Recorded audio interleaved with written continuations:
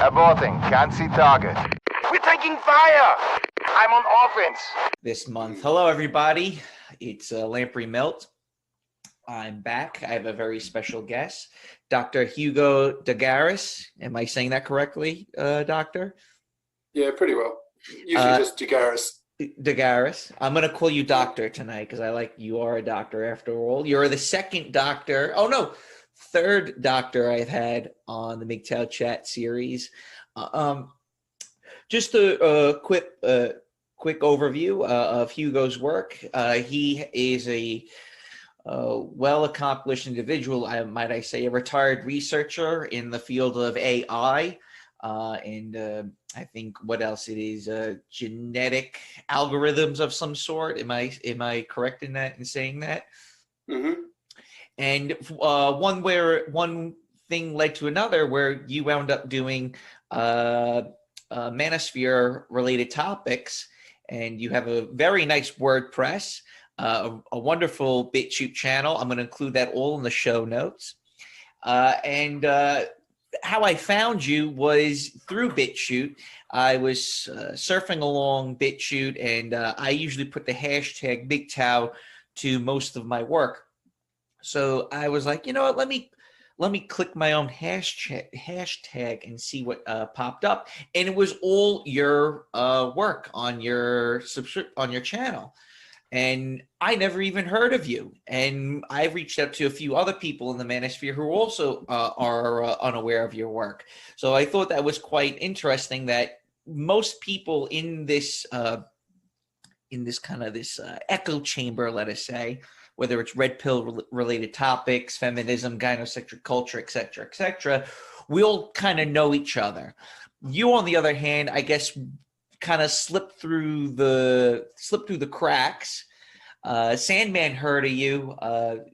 We talked about you briefly. He heard of you and seen some of your work.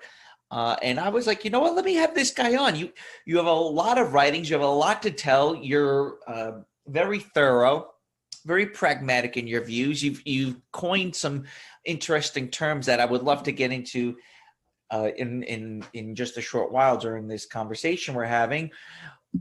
Where to start? I'm going to start by asking you, how did you wind up getting into MGTOW, coming from someone that studied artificial intelligence? Well, not related. Well, at least not yet. Where do I start? Gosh. Why don't I start where everyone starts, with their mother? I can remember when I was, mid-teens at the private school I went to. It was an all-boys private school. Listening to the mothers of my classmates, and I thought, God, they're as vapid and as uninteresting and boring as my own mother. And so when second wave feminism came along in the late 60s, and by that stage I was a young man, early 20s, because as I speak, I'm 73, about to be 74, so pretty old. And so feminism, second wave feminism, it excited me. I thought, wow, this would make women interesting.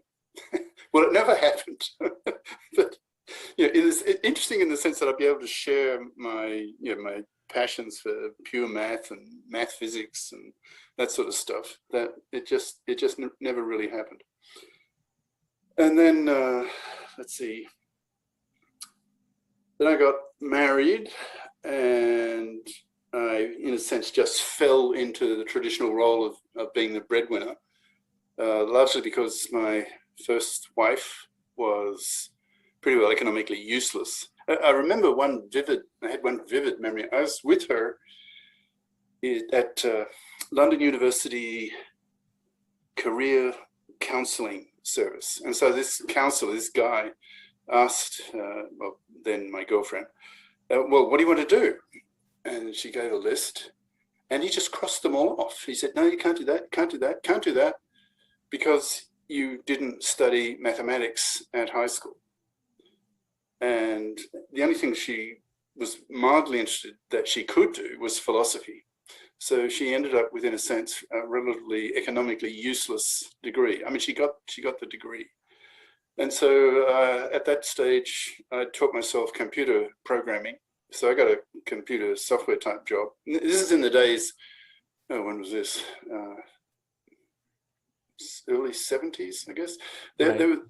In those days, there was no computer science. It wasn't a topic that was taught at undergrad level at universities. So I just taught myself and got quite skilled. So got, earned good money. And so then she got pregnant, and then the traditional roles just clamped us both down, and I hated it because I was doing stuff I didn't really enjoy doing. I lost my freedom. She was staying at home full-time, busy with a baby, and I was doing what I felt was shit work, and it just felt like a prison. So I felt like a manslave. So that really got me thinking. I think, shit, there has to be a better way than this.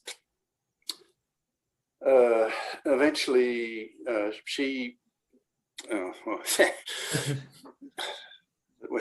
telling me where do I start? I met her on the boat, and in that year, I think was the first year the jumbo jet came out, the first year. And so this long tradition, because I grew up, I'll need to explain, I've lived in 7 countries. So I grew up in Australia. I don't know if you're hearing more an Aussie accent or a British accent, because Britain was the second country I lived in. And then Holland, Belgium, where I picked up French and German. And I stayed long enough in Britain to become a British citizen. So I'm dual. So I grew up in Oz, that's slang for Australia. So dual citizen, Oz, Brit. Holland, Belgium, and then Japan, 8 years. America, 5 years in Utah. That's where I got a job as a prof. And then 12 years in China. And I've been back in Australia largely for pension reasons, because Australia is very generous with pensions. In America, you have to work, I think, 10 years to get a pension. In the US. In Britain, it's far less generous. You have to work 30 years. But in Australia, all you have to do is lived, not worked, lived 15 years continuously, which obviously I did as a kid. Mm-hmm. So I'm back here in Australia. But thank God for the internet. In a sense, I have cynical opinions about Australia. I label it, when I'm in a bad mood, the sagist shithole. Sageism is anti-intellectualism. Australia is noted for that. Anyway. So first wife, she was obviously Australian. I met her on the boat going to Britain. So after 11 years, she just pined to get back to her roots, so-called. And so over my dead body, because I hated Australia. So we split, and she took the kids because they were small. And I just felt I lost 6 years of my life. So that really pissed me off. Second wife wasn't too bad, but 10 years older. And then she smoked heavily when she was young and paid the price. So she aged badly and died quite young, in her early 60s. And then I was in China, and marriage was actually useful in the sense of getting spousal visas. So I didn't have to shoot off to Hong Kong every 2 or 3 months. So we just got married for visa reasons. Well, the third wife ended up stealing half of my savings. Like when you live in China, unless you really bother to learn how to write, which is incredibly difficult. The Chinese don't use an alphabet; they use characters. And there's a separate character for each word. Well, there are thousands of words, so there are thousands of characters. It's an incredibly clumsy system. So she did all the admin. I just signed like an automaton. She'd say, sign this. I just signed. Well, one time she took me to the bank and saying, look, well, let's invest this savings in the stock market, because the stock market's going up well. So I said, sure, why not? So I just signed. And later, when that marriage didn't work out at all, I found she was rather lazy. Anyway, so that ended, and then I went to the bank to get my money, my savings, I discovered that she had put those savings in her own name, not mine. So they were it was her money. So I couldn't get it back because it's state policy, Chinese government policy. When there's a dispute within a marriage, usually the Chinese national is favored. So I lost half my savings. So that pissed me off, no end, as you can imagine. And then again, for visa reasons, the fourth wife, she was a professor, so not lazy. So I didn't want to make the same mistake with the third. But I think with hindsight, she was a bit BPD, a borderline personality disorder, because at one stage she came at me with a meat cleaver. I kid you not. So, now I still have a girlfriend, but now I lat, that's L-A-T, living apart together. I read recently in the UK that a quarter of so-called singles aren't actually singles, they lat, and it's becoming an increasingly popular lifestyle because it imposes a kind of discipline. You know, I think women probably evolved to nag. It's just that way. Hello? Can you hear me? Yep, go on, I'm listening. Yeah. I think women evolved to nag. It would be to their self-advantage. They'd be more able, in the distant past, they'd be more able to extract resources from men, especially right. Scarce male-hunted meat. So one of the advantages of the latting lifestyle, it's becoming increasingly popular, is that it disciplines the woman. If she starts nagging or withholding sex or trying to control the man, well, then he has his own dwelling, so he can just literally walk away so easily. So that's the lifestyle I have at the moment. So I get all the the positive features of a relationship, good regular sex, companionship, stimulation, all the positive things, and without the negative things that I've had in the past, like controlling, nagging, all that the women are notorious for. The Western wench. It is quite interesting. Usually when I'm in a relationship that turns into something long-term, they do tend to want to move in with you. And I'm under the notion of making sure you have your own separate space, because if things go bottoms up for you and she's in your house, well, it can get really ugly. Imagine staying with someone, living with someone you're not that interested in, or someone that's making your life a living hell. And I've met numerous men that jumped right into relationships, had their significant other move in within 1-2 months. And I would always tell them, hey man, you're jumping the gun here, that you're in the puppy love stage. Why don't you take a few months to get to know each other before she starts bringing in houseplants?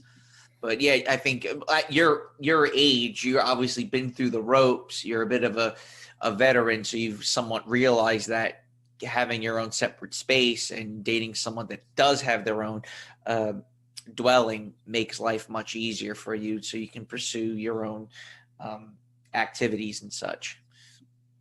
Yeah, like in the US, is that a popular lifestyle? Is it called latting, or does it have a label?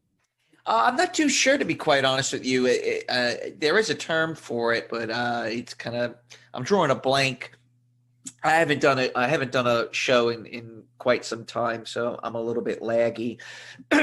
You have doing podcasts and live streams. It's something you got to keep doing, and have a bunch of show notes. Today, I want to ease back into it. It's here in the United States, we're kind of, I want to say we're more conservative when it comes to that whole dating thing. It's an automatic assumption if you start dating someone within a few months, you guys would shack up.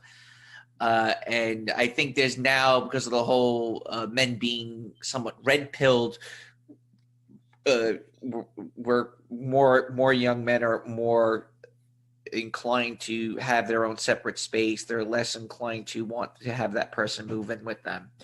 Because I see in Canada, I don't know if you're aware of what's going on in Canada, is that there's all these laws now where some type of civil dispute where if the person's living with you, but if you're not married, therefore they're entitled to X, Y, and Z. I don't really know all that too much about it. Maybe some of my Canadian listeners would drop a comment below to let us know exactly how that whole civil discord plays out.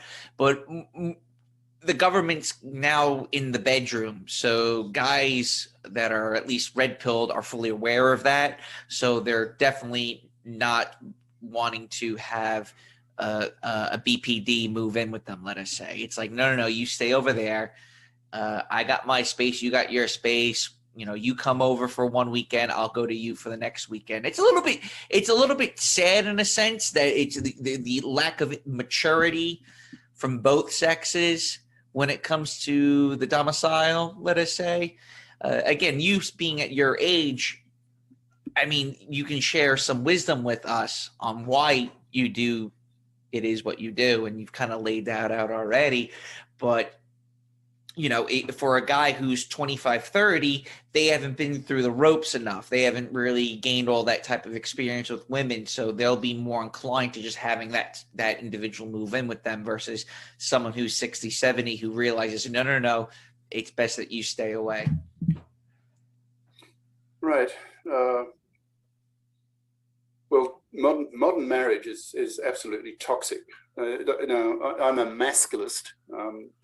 Perhaps I should sort of situate myself a bit. Yes, go into the masculist. That is the most interesting concept you have on your website and your theory on it. Okay, so well, from my perspective, I see like three major branches of men's lib. Well, I mean, you could argue them all, but there's the MRM, the Paul Elam type organizations, men's rights movement, men's rights activists, and so forth. There's MGTOW, that's MGTOW, for some listeners who are not familiar with it, men going their own way. These are guys who refuse to marry, refuse to have kids. They spend their money on themselves, and some of them even go as far as MGTOW monking. They just have nothing to do with women. A classic example would be Sandman. He's been 5 years or so now with no women in his life. And the third group I call Masculism. Firstly, the word itself. Well, obviously, it's the male equivalent of feminism. By the way, not masculinism, for the same reason that it's not femininism, right? It's just feminism, feminist. So masculism, masculist, 3 syllables, masculist. And what's the difference? What's the difference between a masculist, say, and a MGTOW? Well, a lot of masculists are MGTOW. So in a sense, you could say MGTOW is a subset of masculism. I guess the essential difference between those two is that the masculists are angry. I mean, they're really angry, and they're fighters. So they're out to change society, change the laws, change the mentality. They have an ideology, they have an ism that they push very strongly and aggressively. And so, for example, if they're attacked by say a rather feminazi type feminist, then the masculist, armed with masculist ideas and masculist rhetoric, can not only hit back, he can crush her with masculist ideas.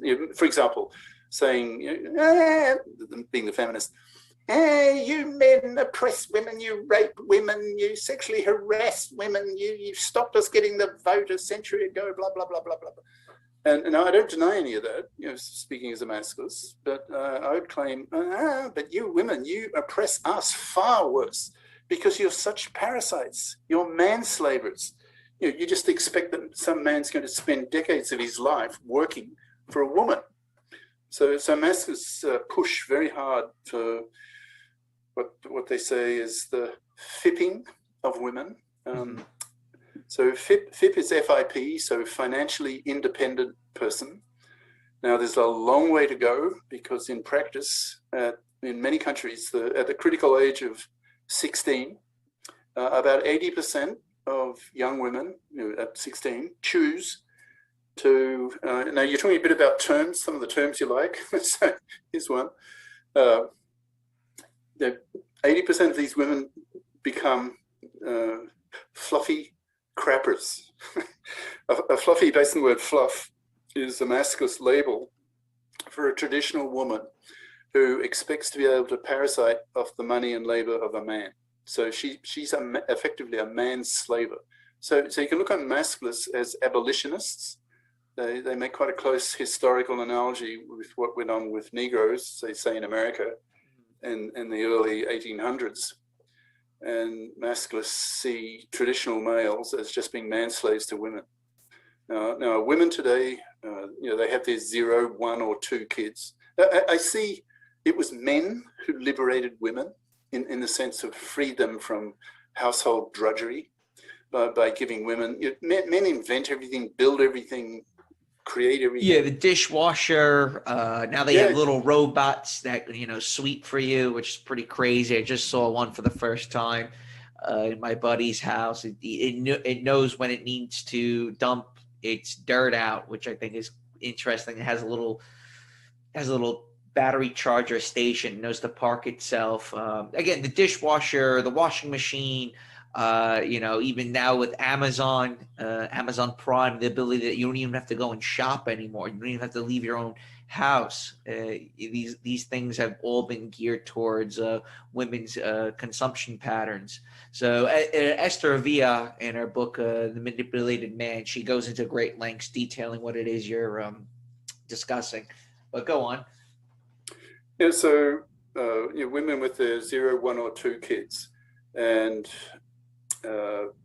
it was men who gave women and the world science-based medicine.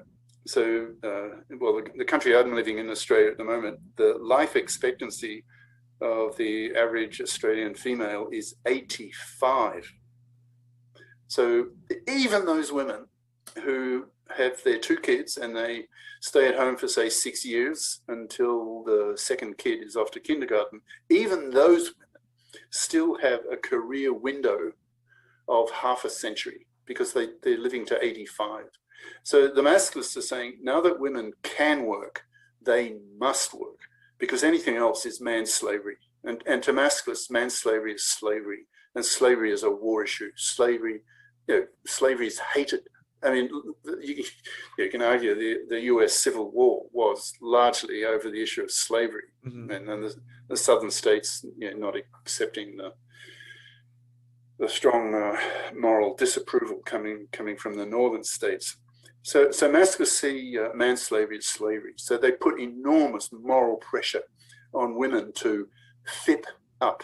In other words, become fips. This concept of fip, very, very important to masculists. So the concept of fipping of women, putting moral pressure on women to choose career competent subjects and not wishy-washy, fluffy crap subjects that 80% of young women do. The intellectually easy, intellectually lazy, soft option, memory-based. I suppose at high school that would be what? English literature, history, foreign languages, that kind of thing. And not the tougher, hard option where you have to think, where you have to be analytical and so on, like math and the sciences and so on. And so, this is what happened to my first wife. She just took the traditional path, the soft option, and then she was excluded from all the professions that could have earned her really good money. And that's classic. That is classic for women. So masculists they aim to put a masculist group in every high school, every campus, so that young men can put real pressure, moral pressure on their female classmates to fip up. And if they don't, then these female classmates get accused of being manslavers and fluffies. So I'm a great believer in the power of labels. Like if someone accuses someone else of being a racist or a sexist or an ageist or whatever, that has a real impact. So I coined this term fluffy, based on the word fluff. with connotations of being light, not serious, not responsible, not adult, not career competent, not FIP. So, in my interactions, particularly with women, if I label some woman a fluffy, coming from me, that is a real insult. That means she's a manslayer, she's immoral, she hasn't bothered to FIP up, she expects to be able to parasite off the money and labor of a man. She's vermin. So that's the kind of thing that the mentality of masculism. Masculists fight, they attack, and they want laws changed. We're outraged, for example, that women have the MARA, that's maternity rejection right, commonly known as the abortion right. So women have the legislated right to terminate an unwanted pregnancy. They got that, what depends on the country. I mean, the Japs got it in the 40s, surprising. America, I think, in the 70s.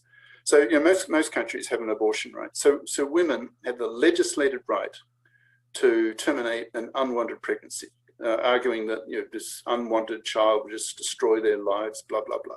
But there's not a single country in the world that has the corresponding para, that's paternity rejection right. And why is that? Because men are seen as cash machines. I say rather cynically, and I go into a pseudo female voice. Most women's society traditionally has the expectation of men that men exist on this earth to pay for women to have babies. And that's the attitude. So the divorce courts were taken over by the feminists. I label them cynically fluffy feminists. They're feminists in the sense that they want equal rights with men in the parliaments, but they're hypocrites in the sense that they act as fluffies, so fluffy feminists in the divorce courts. They still expect men to pay. They see men as cash machines to pay for women.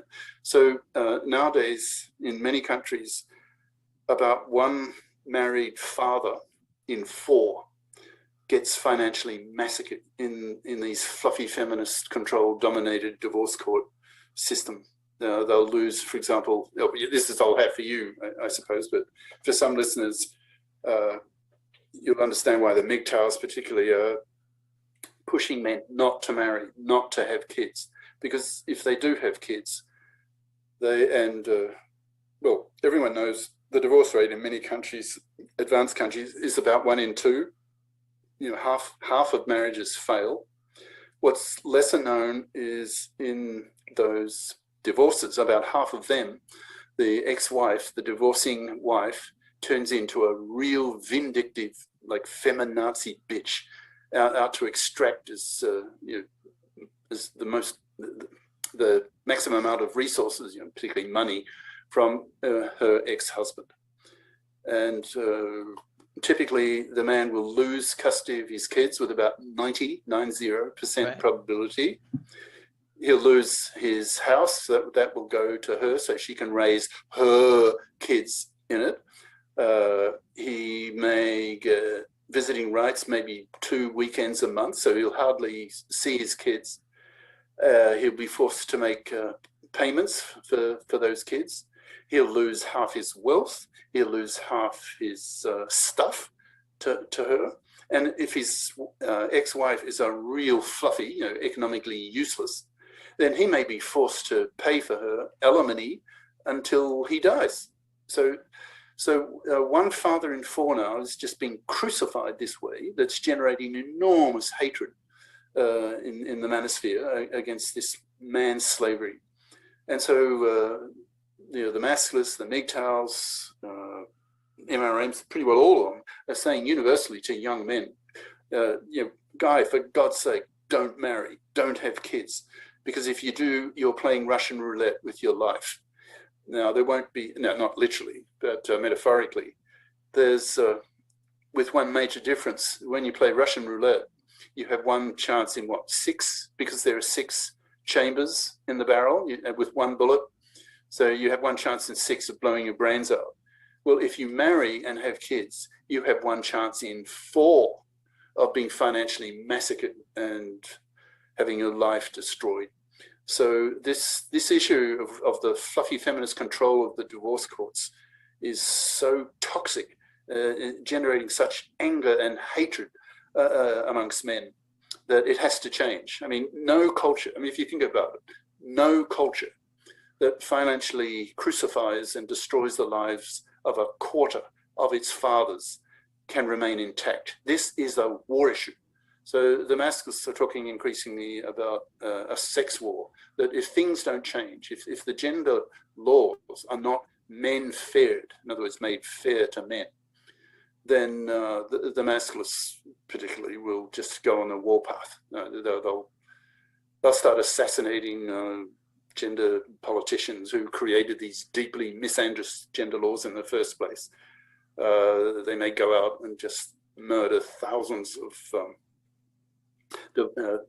fluffy feminist divorce lawyers and judges and so forth, with the argument, with the strong justification that modern marriage now is so toxic for young men that these courts, these fluffy feminists who control them, have become indirect genociders.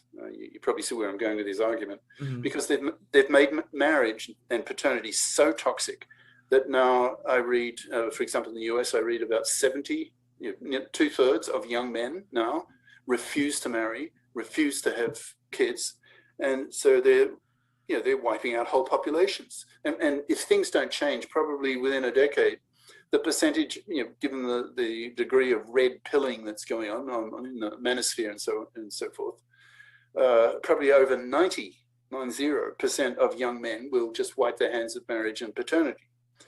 And that, obviously that's wiping out whole cultures. So these fluffy feminist divorce courts have become indirect genociders. And this is a war issue, because we're talking about the annihilation of the culture, of the population. It has to stop.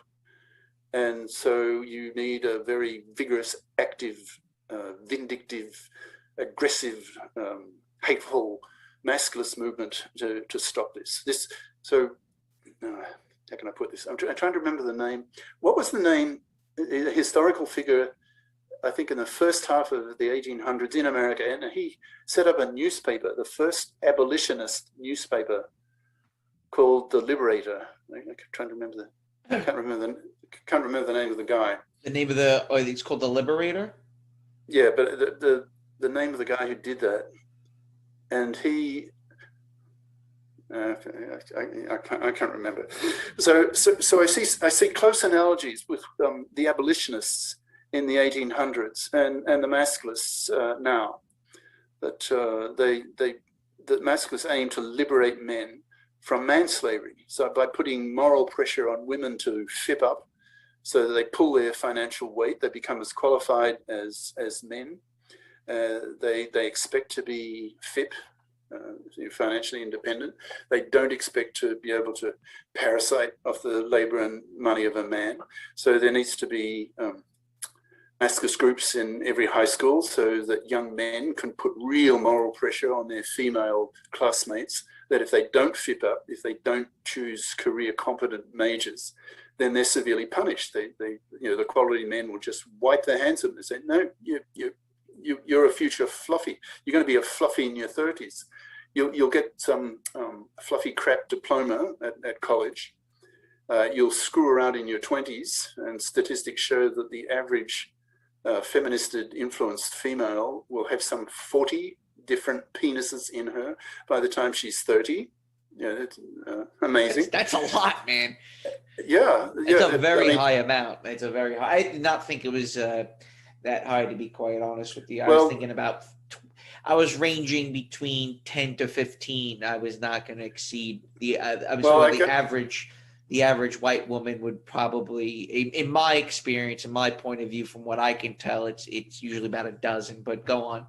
Yeah, well, I'm based, maybe it depends on the country. Yeah. But I'm basing it on figures that in the UK, for example, that by the time the average undergrad female has graduated she's what, 21, 22. She's average has had some 30 odd penises in her by that age.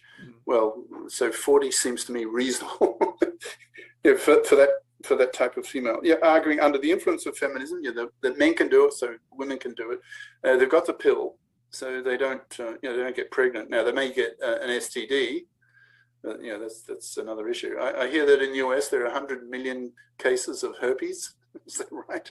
My God. Anyway, so these masculist groups in the high schools, and that's where the real damage is done. It's not at university. That's too late. It's at the critical age of 16. So where lots of fresher males at universities, colleges, often they have to do compulsory so-called sensitivity training, or in other words, anti-rape classes, where you're taught you have to ask the woman, is this okay? Is that okay? Blah, blah, blah. Well, Masculist would like something equivalent for 9th grade middle schoolers for women, in the sense of anti-fluffy courses. Putting real moral pressure on women to fip up, to choose career competent majors, so they don't expect to be able to parasite off the money and labor of a man when they're in their 30s and their biological clocks are ticking hard. They desperately want to have a kid. They realize that with their fluffy crap diploma, that they're not in a position to be able to afford their own middle-class house that they want to raise their kids in. So then they go looking around for some gullible, ignorant, stupid man-slave, some guy who has not been red-pilled, and just exploit him. Use his money, and then 10 years later, she's bored with her 41st penis, right? So she drags him along to the fluffy feminist-controlled divorce court system, and financially crucifies him. It takes, goes through, going through the list I did before. Takes his house, half his wealth, his stuff, forces him to make payments for the kids that he'll barely see, and often forced to make alimony payments for life with no legal or moral obligation on the woman to get off her fat parasitic ass and fip up. Well, I want to interject here, because you're much older than me. When I talk to someone roughly your age, baby boomers mostly, and I tell them about women sleeping around, having a high body count, their reaction, it's usually parroted, because I hear the same reaction from most men your age is, well, she has more experience. That's what you want. You want a woman with more experience. And I don't really know how to counter that argument to try to explain what's happening with a lot of young women. Virginity used to be something that was held to high regard. It still is in most countries. But in the West, it seems that we've reversed that, saying, well, the higher body count she has, the more experience, the more likely she's going to give you sexual gratification. So what do you have to say to something like that? Like, how would what would be a good counter argument for someone like me when discussing the topic of women with high body counts, and how many older men see that as a positive and not a negative? I guess there's a basic asymmetry between the sexes on that. Like the woman knows, for obvious reasons, the woman knows that she's the mother, but the man does not know that he's the father. For example, I read in about 5% of pregnancies, the husband is not the father. So paternity fraud. It's going up, actually. It's funny that you say that. There are more and more cases of that happening now. Do you know what the percentage is? No. What is it? Do you know? Well, I from Google the issue, and I came to the conclusion, ballpark around 5%. That sort of, it's not a third or 20%. It's going up, though. It used to be practically zero, and now it's moving up on the ticker. And another big factor is statistics show, research shows that the more penises a woman has had in her, the much higher is the probability that she'll divorce. So, right. And from my own personal observation, the more dicks she's had, the nastier and bitchier she is. Well, she has. I mean, from the feminist point of view, you can understand it because. Well, my theory is that it's not so much that she's having sex with so many men; it's that she's cohabitated with so many men. So it's a bit of a depersonalization of the man, the guy she's blowing. Let us say that he's just another walking dildo that spews endless vacations and Disney movies. The other factor is that when women get exposed to so many men, let's say they start fucking a guy for 3 to 6 months, ditch him, get another one for 6 months, okay, ditch him, date a guy for a year and a half, 2 years, ditch him. Again, the serial monogamy that seems to be quite prevalent, especially here in the United States, where these women kind of just treat men kind of like it's kind of like a buffet. They kind of sample individuals. Oh, I'll try a black guy. I'll try a biker. I'll try this, that, the other gang, this, that, the other. It's that she's not able to really form a bond or become intimate with these individuals, because once the man acknowledges his existence, says, no, I don't want to go to the dog park. No, I have work. No, I don't really like this, that, or the other. She quickly rejects him and then finds another a male suitor that may fit her ideal image. So again, she keeps replacing, and she's not willing to compromise on whatever guy she's screwing around. And because of that, she becomes somewhat vindictive and bitchy and kind of paints a broad brush, stating that all men are this, that, or the other. So that's really where and I'm a big believer in that. That is something that I've really hawk back on, especially on my channel with MGTOW chats. Some guys will disagree. Again, a lot of older guys say, oh, high body count, therefore she has a lot of experience, so she's really good at giving head. You want a woman like that. And I'm like, not really. No, each is to his own. I'm not going to say that all women are like this, but my general perspective on this situation, where women that sleep around, there seems to be a bit of a depersonalization effect. Again, unable to be intimate. Quick example. Let me sip my tea here. It's English breakfast tea. Recently, I hooked up with a 25-year-old, or I would call her a deracinated white girl. So just a typical thought. And we hooked up, we had sex, we had a good time. And my own way of shit testing women is usually ghosting them. So I'll talk over the phone, text message, meet up, this, that, or the other. And then out of nowhere, I'll just go radio silence and wait for some type of response from her to see if she's willing to communicate with me.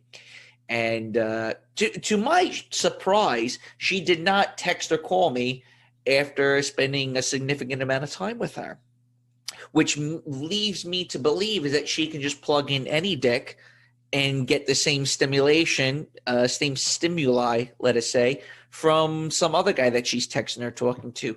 So a lot of that has to do with social media. A lot of that has to do with the over socialization. I don't know if you're a big believer in Uncle Ted Kaczynski, but he goes into great lengths in his thesis on a lot of these social problems. And mind you, that was 25 years ago or 30 years ago when he first wrote that thesis. So it's really interesting. I also went overseas for about a week just to see how other countries are adapting to the coronavirus.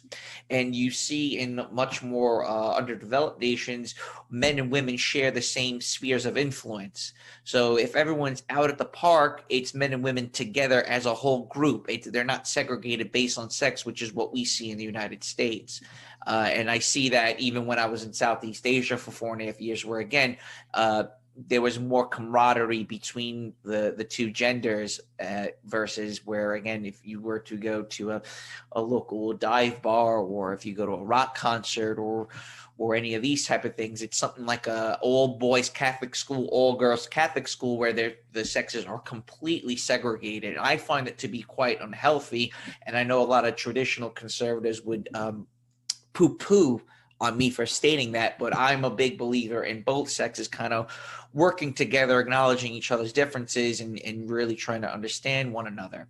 The whole things with the coronavirus. I was on a double date recently. I said something about how the masks are stupid, and this, something I'm paraphrasing. I don't really quite remember what I was saying, but I was kind of insinuating how ridiculous the lockdowns and the masks were.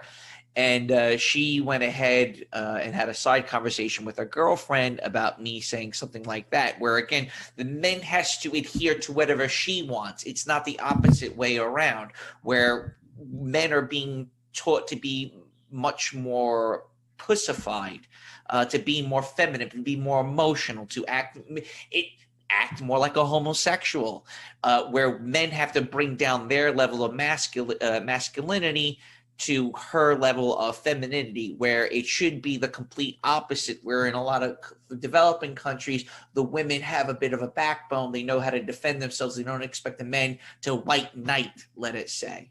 So that's just a little bit of my perspective on a lot of the ongoing situation between the two sexes. So.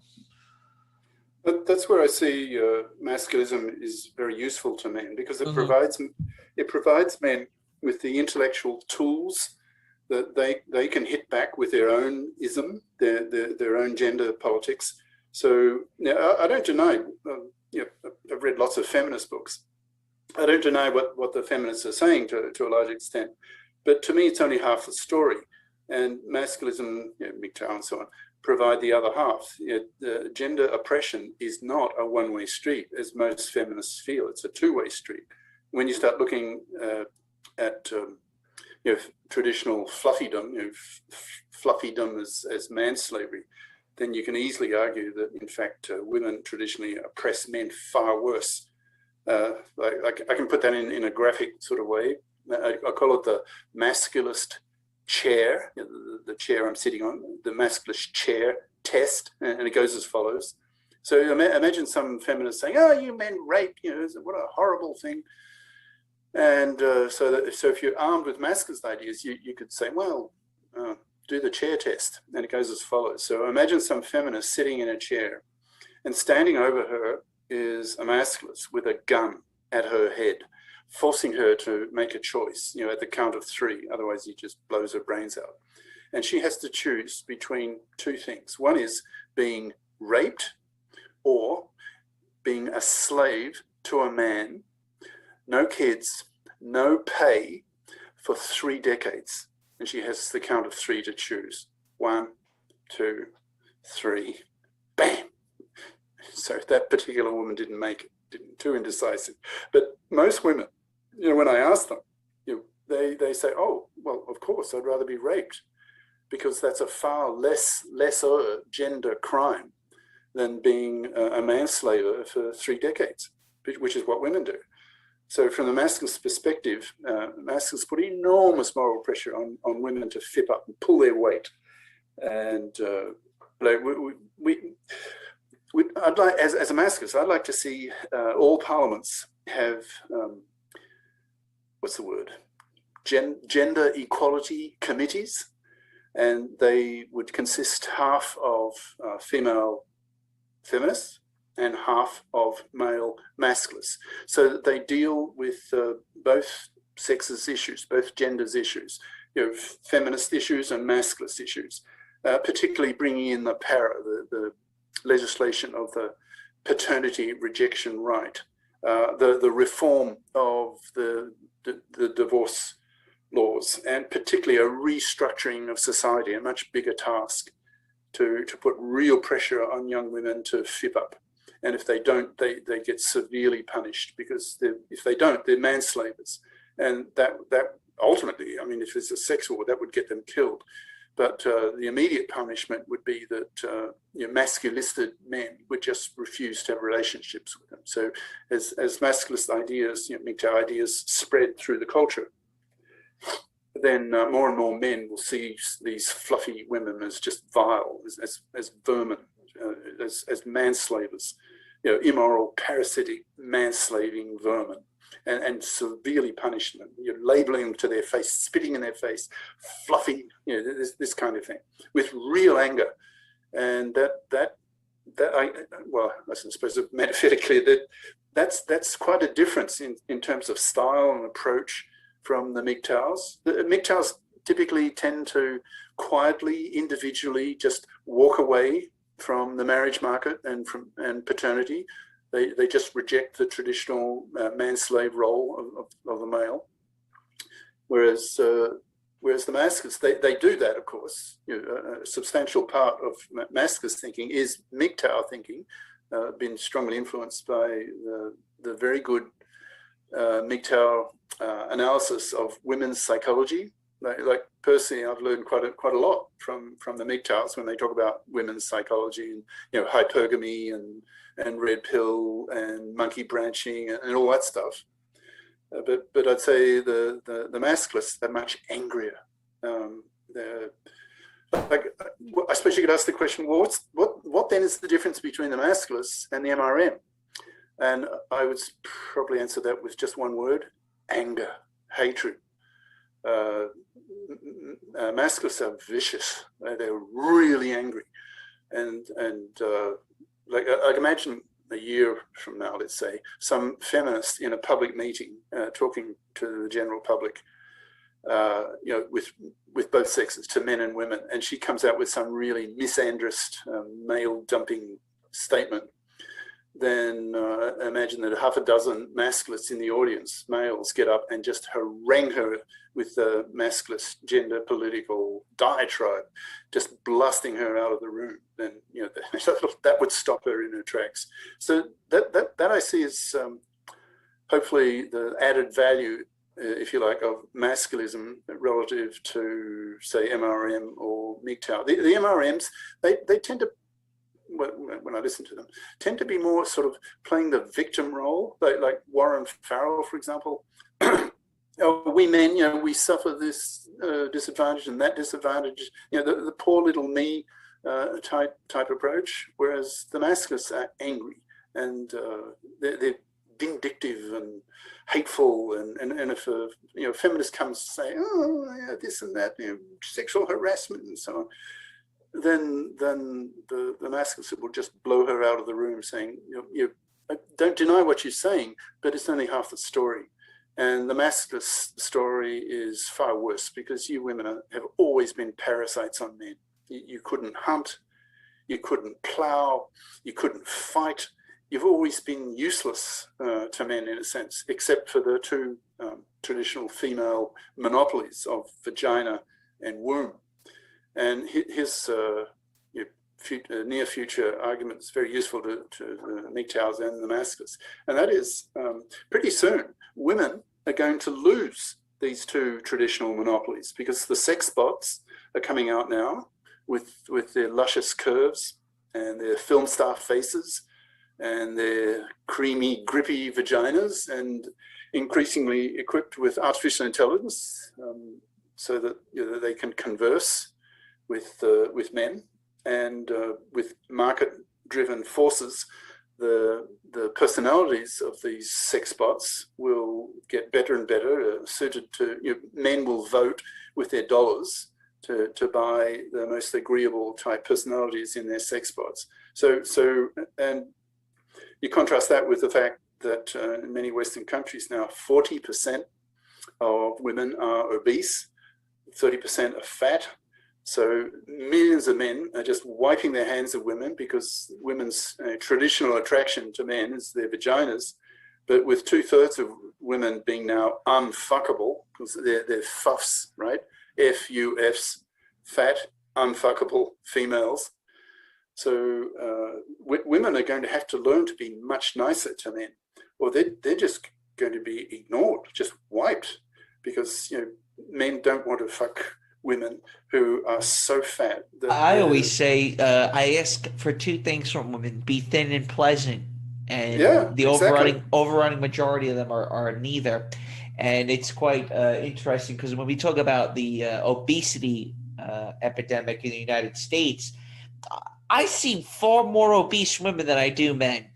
Growing up, I saw more men that were overweight, but it seems that the tides have turned where I definitely see more overweight women versus overweight men. And men seem to be taking much better care of themselves, health wise, versus women. That's my impression as well. Just anecdotally, like, I walk around the parks or walking along the street or whatever, and I'll see couples, and in many cases, the woman is definitely quite a bit fatter than the guy she's with. I don't know what the stats are in the US, but in Australia, where I am at the moment, it's about 40% of Australian females are labelled obese in terms of BMI, body mass index. Yep. Which is over 30. So if your BMI is over 30, you're by definition you're obese. So it's a huge problem. Like nearly half of women, adult women now, are just unfuckable. Like if you go to Paris, I don't know if you've been to Paris at all recently. What's noticeable is the Parisian women are much slimmer. Similarly in New York. Where are you based actually? Which city?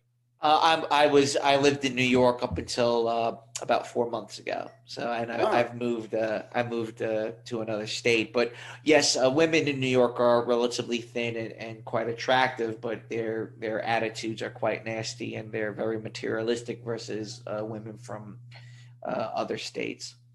Right. Well, anyway, so I'm told the reason why Parisian women are much slimmer is because Parisian men just don't tolerate what they call in French, I'll say it in French and translate, gros imbasables, which translated literally comes out as fat unfuckables, and hence the term FUF, F-U-F. Yeah, fat, well, we have black men in the United States that will fuck anything that moves, so it's quite unfortunate.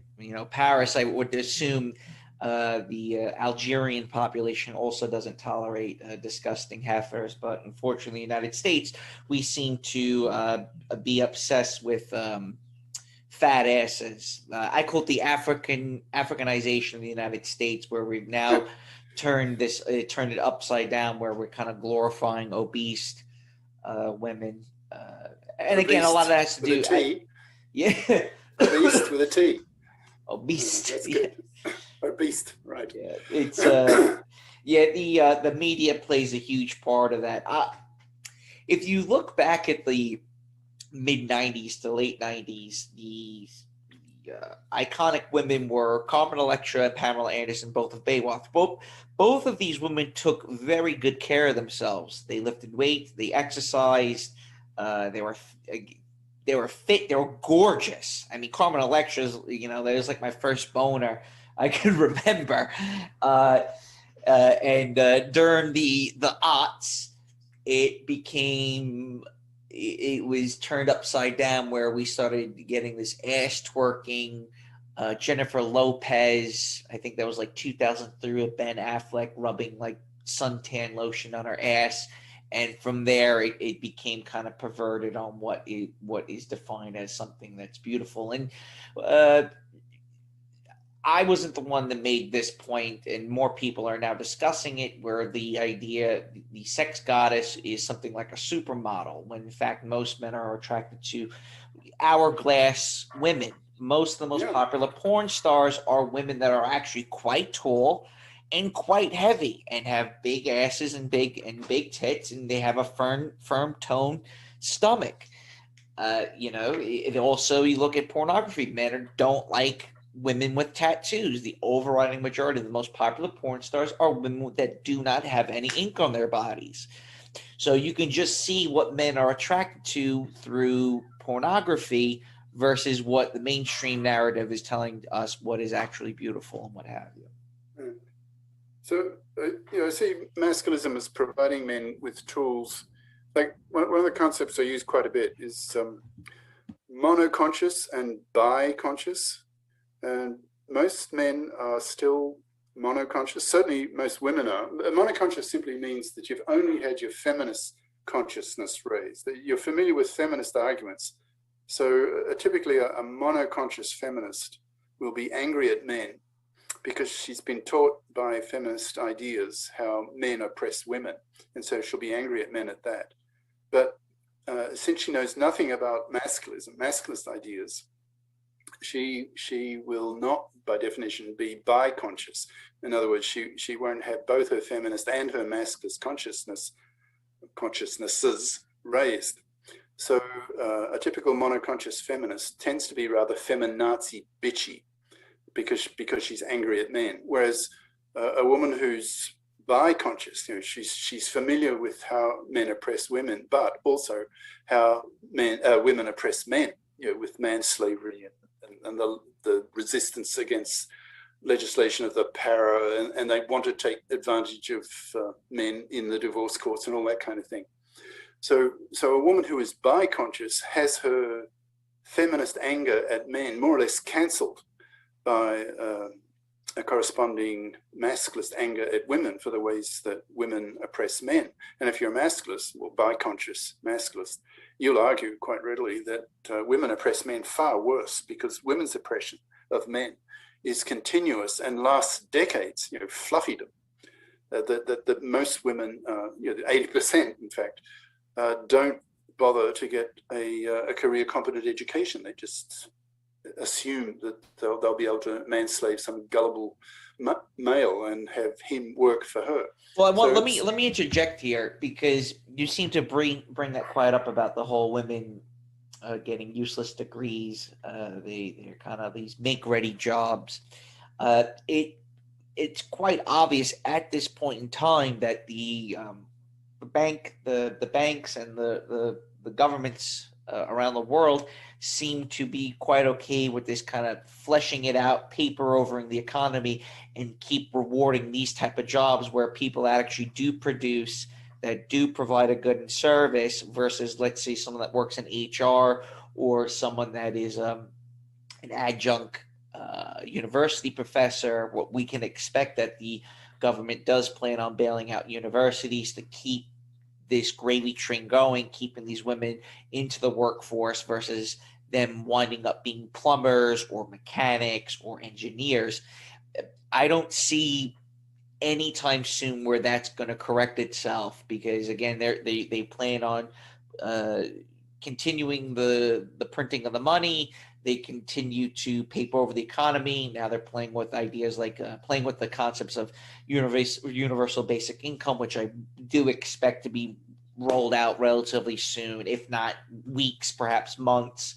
So as long as that continues, as long as there's no external threats from an invading force, let's say if we go to war with Russia or China, I don't see those things planning out. You would need some type of black swan or a wild card to really throw a monkey wrench in this system to stop a lot of these woke concepts. So that's just my personal take. And I totally agree with you. I do think that there needs to be some type of major shock to the system. I thought the coronavirus was going to be that. I assumed that if the coronavirus was in fact the real deal, that it would kill a lot of woke capital, a lot of these publicly traded companies, the banking system would collapse, and we would have some type of regression to the mean. But unfortunately, it's actually made things much, much worse. And I don't see how these things are going to stop anytime in the near future. Unfortunately, I don't see it happening in your lifetime. God willing, it does happen in my lifetime. But as long as the banks are working in tandem with corporations, continuous bailouts from the largest banks in the world, they will continue with this whole social engineering concept because they don't want it to end. They enjoy this.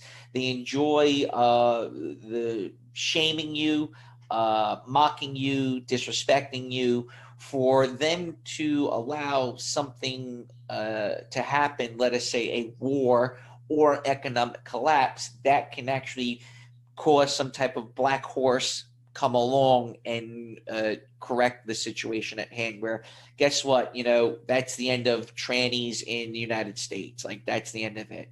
And now, bringing up transgenders, because that seems to be a hot topic amongst a lot of the mainstream and people in the our side of the Great Divide in politics.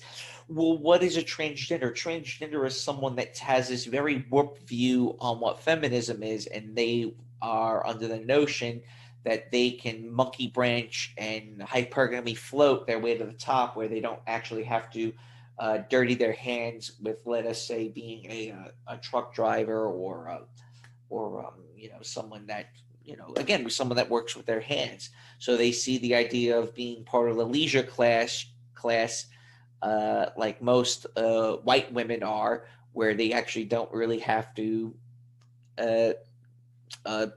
provide and put into the system. They can. It's the highest form of taking from the system, which is a transgender. In my that's not my opinion. That's fact. So, that's really shows you how far you've gone without having an external threat, where men are actually now toying with the idea, you know what? Maybe if I identify as a woman, I don't have to take responsibility, and I'll take the occasional dick in the ass, but at least I'll get a car and some nice things and out of it. So. Well, I see the counter argument to that is, women ultimately, well, most want kids, and so if all the so-called quality men that they come across that they really want to mate with, they don't want them. The guys that would here's the thing: guys that have a stake in the system and have a lot of money and such, they're not getting married and they're not having kids. Most successful. Come on. That's the threat. So the guy who's been masculist at MGTOW, that's a real threat to fluffies, to traditional women. So, and since they're the people on the ground, they're the ones that these women are interacting with. If men collectively become intellectually armed with real masculist anger, they can blow these women away. Just cut the legs away from them, saying that you flip up or be manless. All these slogans that the masses come out with, and they can put enormous moral pressure on these women to flip up. And if not, they just get spat at into their face. You fluffy manslaver sort of thing. So when women collectively see men. When men collectively become angry at women, then women will shift. They will move. That's the revolution coming from men. The men are just fed up with being financially massacred in the divorce courts.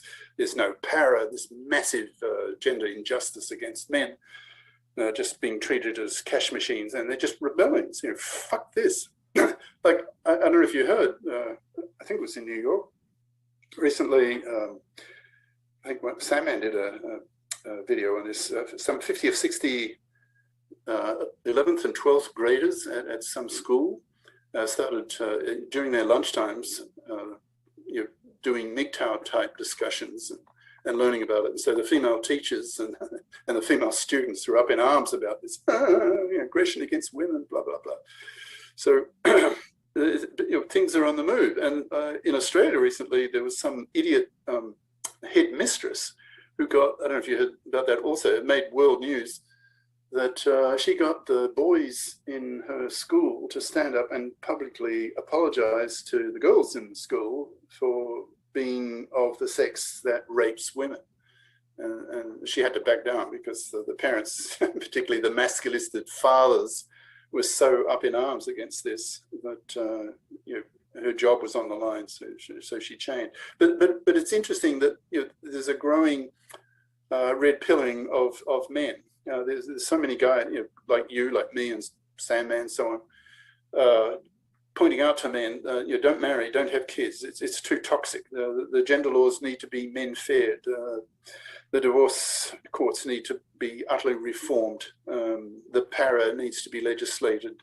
The gender equality committees in the parliaments need to be reformed so that they deal equally with feminist issues as with masculist issues, and so forth.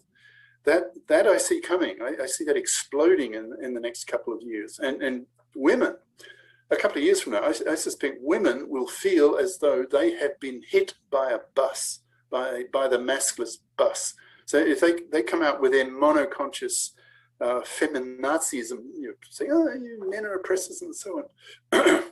That's not enough. That's only half the story. And so women like that will be put in their place by very angry masculists pointing out to them that they're monoconscious. So I see increasingly as masculist ideas spread through the culture that men will be putting pressure on women to become bi-conscious, and if not, they'll be seen as bigots. I label them MFBs. That's monoconscious feminazi bigots. These women are absolute. Some of them closed-minded to the idea that gender oppression is in fact a two-way street. That women oppress men badly by not bothering to fip up, expecting to be able to live off the money and labour of a man. And that's man slavery. That makes masculists really angry. That's a war issue. It's about slavery. It's a war issue. Yep. I'm totally with you on all these points, man. I got a question. Who else is doing this masculism you discussed? Are you the only person within the manosphere that covers this topic? Are there other YouTube channels or BitChute channels that we should be aware of that cover your talking points? Well, there are lots of guys in the manosphere that had bits of it. Now, from my work, I was a theorist. Like I call myself now an ARCer. That's A-R-C. That's after retirement careerer. Like my father literally got to 100. Right? He took care of himself. He ate the right stuff. Green vegetables, and didn't eat red meat, and he walked 2 hours a day and all that stuff. And he got to 100. So I'm expecting to go the same way because I think I've got his genes. So I've got another 3 decades of life left. And what am I going to do? I'm going to crawl off in some corner and just wait to die? I mean, that's nuts. So I retired early 60s from conventional careerism. And so what do I do now with my life? Well, what I do is I make lecture courses. And the aim is to try to make graduate level education in pure math and math physics free. So I go to Amazon books, and I find about a third of them, you can actually get the full content of the books. So I put up links on my website so that students around the world can teach themselves for free, and they can watch my lecture videos. So over the next 30 odd years, I'll keep making, I've done about 3 or 4 already, courses at master's and PhD level in pure math and math physics. So students around the world can teach themselves to that high level for free. That's my career at the moment. So I'm a theorist, and I try to bring these this penchant for theory into men's lib. So I've now made nearly 430 masculist videos. So full of ideas, trying to pull it all together. I'll pick up an idea here, there, wherever, and try and package it in a uniform way to create an ism with isms concepts and their labels. Three of those 400 odd videos are just what's the word? Glossaries. Just me reading out the term that I've invented and then giving its definition. We've got 3 whole videos on that, so several hundred terms. Like I felt a real need for a label to label a traditional woman who expects to live off the money of a man. So I coined the term fluffy, based on the word fluff. And the opposite of a fluffy is a FIP, F-I-P, financially independent person. So there's, I really believe there's real power in labels. So I've coined all these labels. Monoconscious, bi-conscious. I find that a really useful concept once I've dreamt it up. So masculists expect women to become bi-conscious, so they stop being feminazi bitchy based on ignorance. Now, if you only know about feminist ideas, then of course you're going to be angry at men for all the ways that men oppress women in the past. You only have to read the feminist literature to see that. I mean, if I were a woman, I'd be angry at men. But if I were a bi-conscious woman, then I'd see both viewpoints. And we haven't got there yet. So one of the things I'm trying to do as a masculist is to give men intellectual tools so that they can hit back, and not just hit back, but crush, because men are more oppressed by women than the other way around. With for example, the Masculist chair test, and most women would prefer to be raped than to be woman slaved, in a sense, working for a man for nothing, no kids, for 3 decades.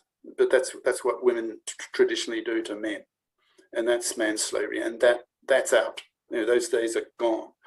So hopefully in the next couple of years, we will see MGTOW and Masculist ideas spread through the culture, as it's starting now. It's starting to go mainstream. What's your impression where you are? Have these ideas yet hit the mainstream media where you are? No, they most certainly have not hit the mainstream media. As far as the culture goes, I see men under the age of 40 that are secular unable to find an adequate woman to pair bond with. And most of them are kind of just being somewhat passive aggressive, where they've somewhat just tuned women out altogether, and they'll resort to dating apps just to kind of phone it in, half-ass attempt, try to find someone. When they do tend to find someone for a date, it'll end usually in disaster. She'll have some type of underlying personality quirk that is not suited for marriage. Most of these women are not really. They're definitely not marriage material. I would reckon about 70 to 80% of Caucasian women are not fit for marriage whatsoever, or motherhood. They're very self-indulgent, self-absorbed. The obsession with being seen, the obsession with extravagance, going out, spending money. They constantly want to have a party. They constantly want to be noticed. They constantly want to have a lot of people around them at all given times. Most of the time, it's not even their own family members, which is a whole other caveat unto itself, getting into that, which we can do at another time. The average Caucasian man, there is no outlet for him. And this is something that I've discussed in great lengths a couple of years ago. And now a lot of people in the manosphere are talking about it, which kind of aggravates me, because I like to take credit for some of my own work. But most of the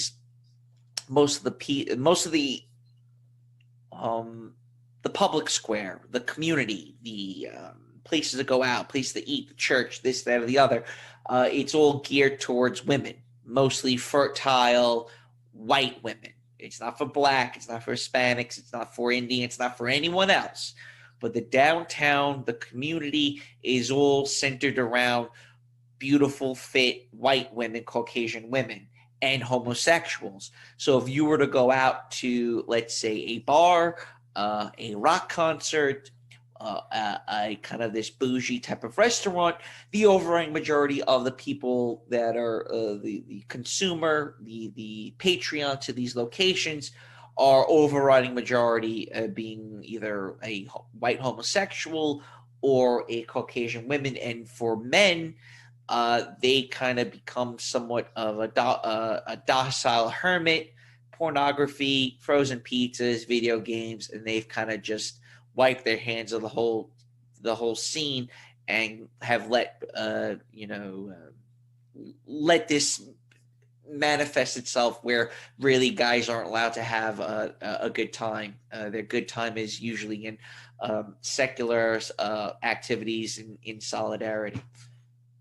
Well, I agree with that, and that's one of the things I'm trying to do as a masculist, is to give men ideas. If you make an analogy, like my mother's generation, and in the 50s and 60s when I was growing up, women were housewives, and so when feminism, second wave feminism came along, it was a revolution to them. So I see something similar, hopefully, happening with masculism, MGTOW. With men, that they can become intellectually armed and get angry and feel justified and start lashing out at this mono consciousness. I agree with you, but the problem is I can't even get three friends to agree on what radio station to play in the car. So the whole militant individualism and basically the selling out of your own culture, your own people, your own race has reached an antithesis where it's never going to come back. It'll take an external threat, a war, outright violence to correct any of this type of situation. You can see South America as a good foreshadowing, a presage on where the United States is actually going to wind up going. So I look at Brazil as a good template on what the United States is going to look like, with some differences, some varying degrees. Obviously, the climate, the Catholic influence, that's not going. That's very different. Even in Brazil, there is a much healthier relationship between the two sexes. I believe, in looking back at history, because I love history, that when you have that amount of non-pair bonded individuals, the whole country is bound to collapse. And I don't know how on God's green earth they're going to continue papering over this, because if men completely check out of the workforce and they don't really want to participate in doing a lot of these things that require, some type of critical thinking, I just can't see how on God's green earth they can let this keep going without throwing more immigrants into the system. And even when throwing immigrants into the system, they don't really know how to fix, let's say, a locomotive engine. Because a nice locomotive engine is in the United States and in Europe. It's not in India. Now, is it? No. Or Africa. Does even Africa have a train system? There was recently in Cairo, one train derailed and killed like 70 people. And the locomotive was from like the 1930s. So if you don't have that type of ingenuity, especially from, let's say white dude, and they're not really all that motivated in fixing or helping because they're not getting blowjobs and their women are miserable and pissy and on SSRIs and sipping wine with doggies. Yeah, I just don't see how the long-term, as much as the corporations and the ruling class, the technocrats, this technocracy, they keep pushing these ideas of woke, and man is now a woman is now a man, and this complete inversion where we're all lying to ourselves about this, that, or the other. Eventually, it will hit some type of watermark where the whole thing is bound to fall in on itself, and I just don't. But again, I just don't see that happening for at least another 10 to 20 years, especially while your generation is still alive, because the only thing that's really holding this whole thing together is baby boomer wealth.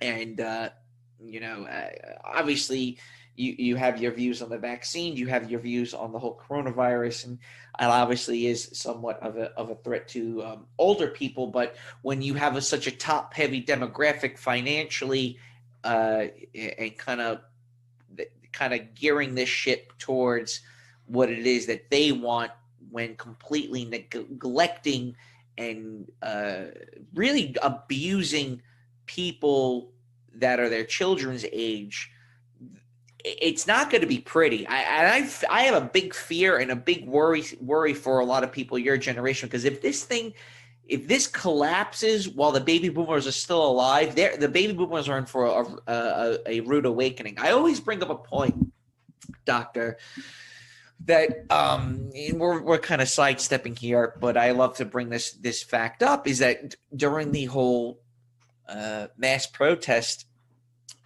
last summer, it's almost a year now, where the cultural war was raging, Donald Trump was out there cheering about the stock market, how high the stock market is, while statues were being torn down.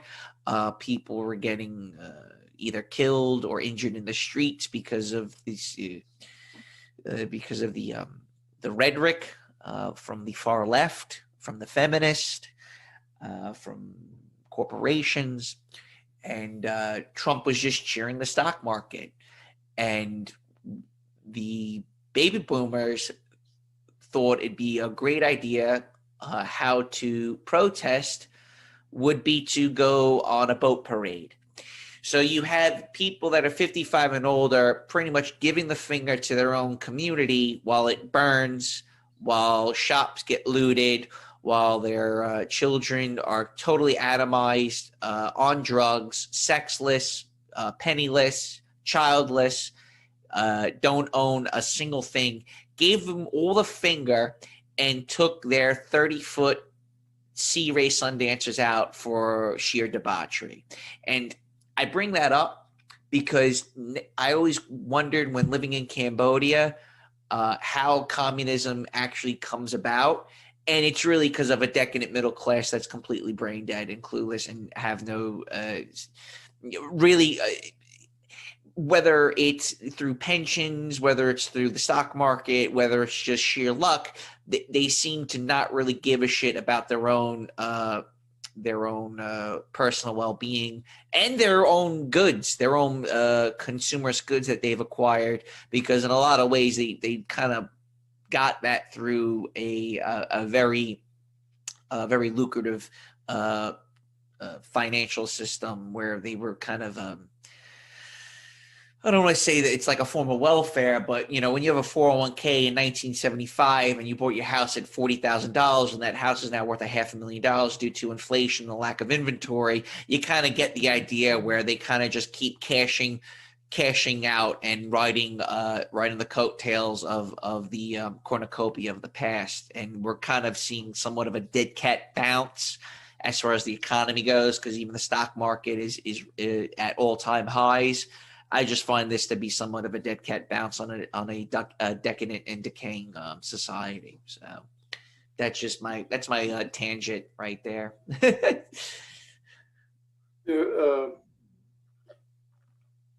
One of the major issues confronting us, I mean, humanity, is of course the global warming issue, climate change and so forth.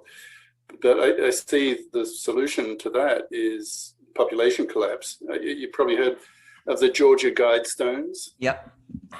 I'm sure you're aware of the behavioral sink also, which is Calhoun's. Most people in the conspiratorium, conspiratainment, bring up it's the mouse utopia, but it's really called the behavioral sink. I don't know if you're familiar with that study done in the 60s. Put too many mice together, they go crazy. Yep. They go gay, actually. Yeah. Well, anyway, so if I probably see it's not such a bad idea to allow populations to shrink. So yeah, that would solve the global warming problem, because there'd be far fewer human beings. And so even if we polluted, but in such smaller numbers. Yeah, my thing with whole global warming, climate change, is I think it's being used as a way of social engineering and control. I think pollution is a major problem. There's no doubt about it. I think we need to focus more on pollution and not so much climate change, if that kind of makes sense to you. I mean, I lived in Cambodia. I can tell you how bad the situation is there. And, you know, you don't have to go that far into Google Images to see what India and China look like. Again, this overconsumption, overproduction, and planned obsolescence, I think, is a huge problem with the biosphere, and not so much of if human beings are heating the Earth's temperature or not. I don't know enough about it to really have an opinion on it, but yeah, I think pollution and again if put it to you this way. A peasant Chinese person probably should not have the same consumption patterns as an American living in New York City. Does that make sense? That's dangerous. Depends how many there are of them. Right, yeah, exactly. So go on. Yeah, so so I can imagine if things stay more or less the way they are with men, like today in many countries now, 2/3 of young men rejecting paternity. South Korea, I think, is the world's lowest. The birth rate in South Korea is now, last time I read, it was 0.84 or something, well under 2.1. So we're going to wipe ourselves out if we keep going that way. That's just math. So I can imagine for a generation or so, it's probably, with hindsight, actually a good thing, because we'll be able to solve this huge pollution, global warming problem. But at some stage, we're going to have to do a U-turn and get the sexes back again, to get back to 2.1, or the math will just literally wipe ourselves out. We'll become self-genociders or suiciders, which is sort of nuts. So today's gender roles, they need to change. That has to change. So it's like summarizing a bit, I see as masculism as the major intellectual tool to radicalize men, to get men really angry, so that they make gender equality true equality. Because at the moment the feminists are just harping on half the story, and I see women oppressing men far worse because of the traditional. I mean, you go back a century, and when women had like a dozen kids, it was a full-time job. So they were pulling their weight. But now, with women having a career window of half a century and not doing it, by not bothering to fip up, then that's a major injustice. That's manslavery, and that has to change. And so men need an ideology that will allow them to, well, in effect, go to war against fluffies. Just get rid of them by just refusing to have anything to do with them, and rewarding FIPs, fit women, so that men are liberated from being man slaves to women. I wrote a book. Well, actually, it's just a collation of all my essays. Like when I make a flyer, a video, what I'm doing is I'm just reading an essay and filming it. So I've collated all these essays, over 400 of them, so it's quite a thick book. And this book is on my website. People can read it. So it's aimed at giving men tools, intellectual tools, so that they can hit back, so that they're not passive. Like, I know from my own experience, it hasn't happened many times because of COVID, but there have been a few times where I've been, fairly recently at a university talk in Melbourne, where I live. I was talking with a bunch of women, and they were very much what I call MFBs. That's monoconscious feminazi bigots. They were heavy feminists. They knew nothing about masculism, and so I ended up haranguing them with real masculist rage, and they were smart enough to buy it.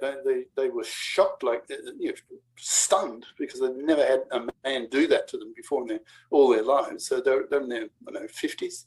So they grew up, even as children, they grew up with second wave feminism, whereas for me, I was already a young adult when that started.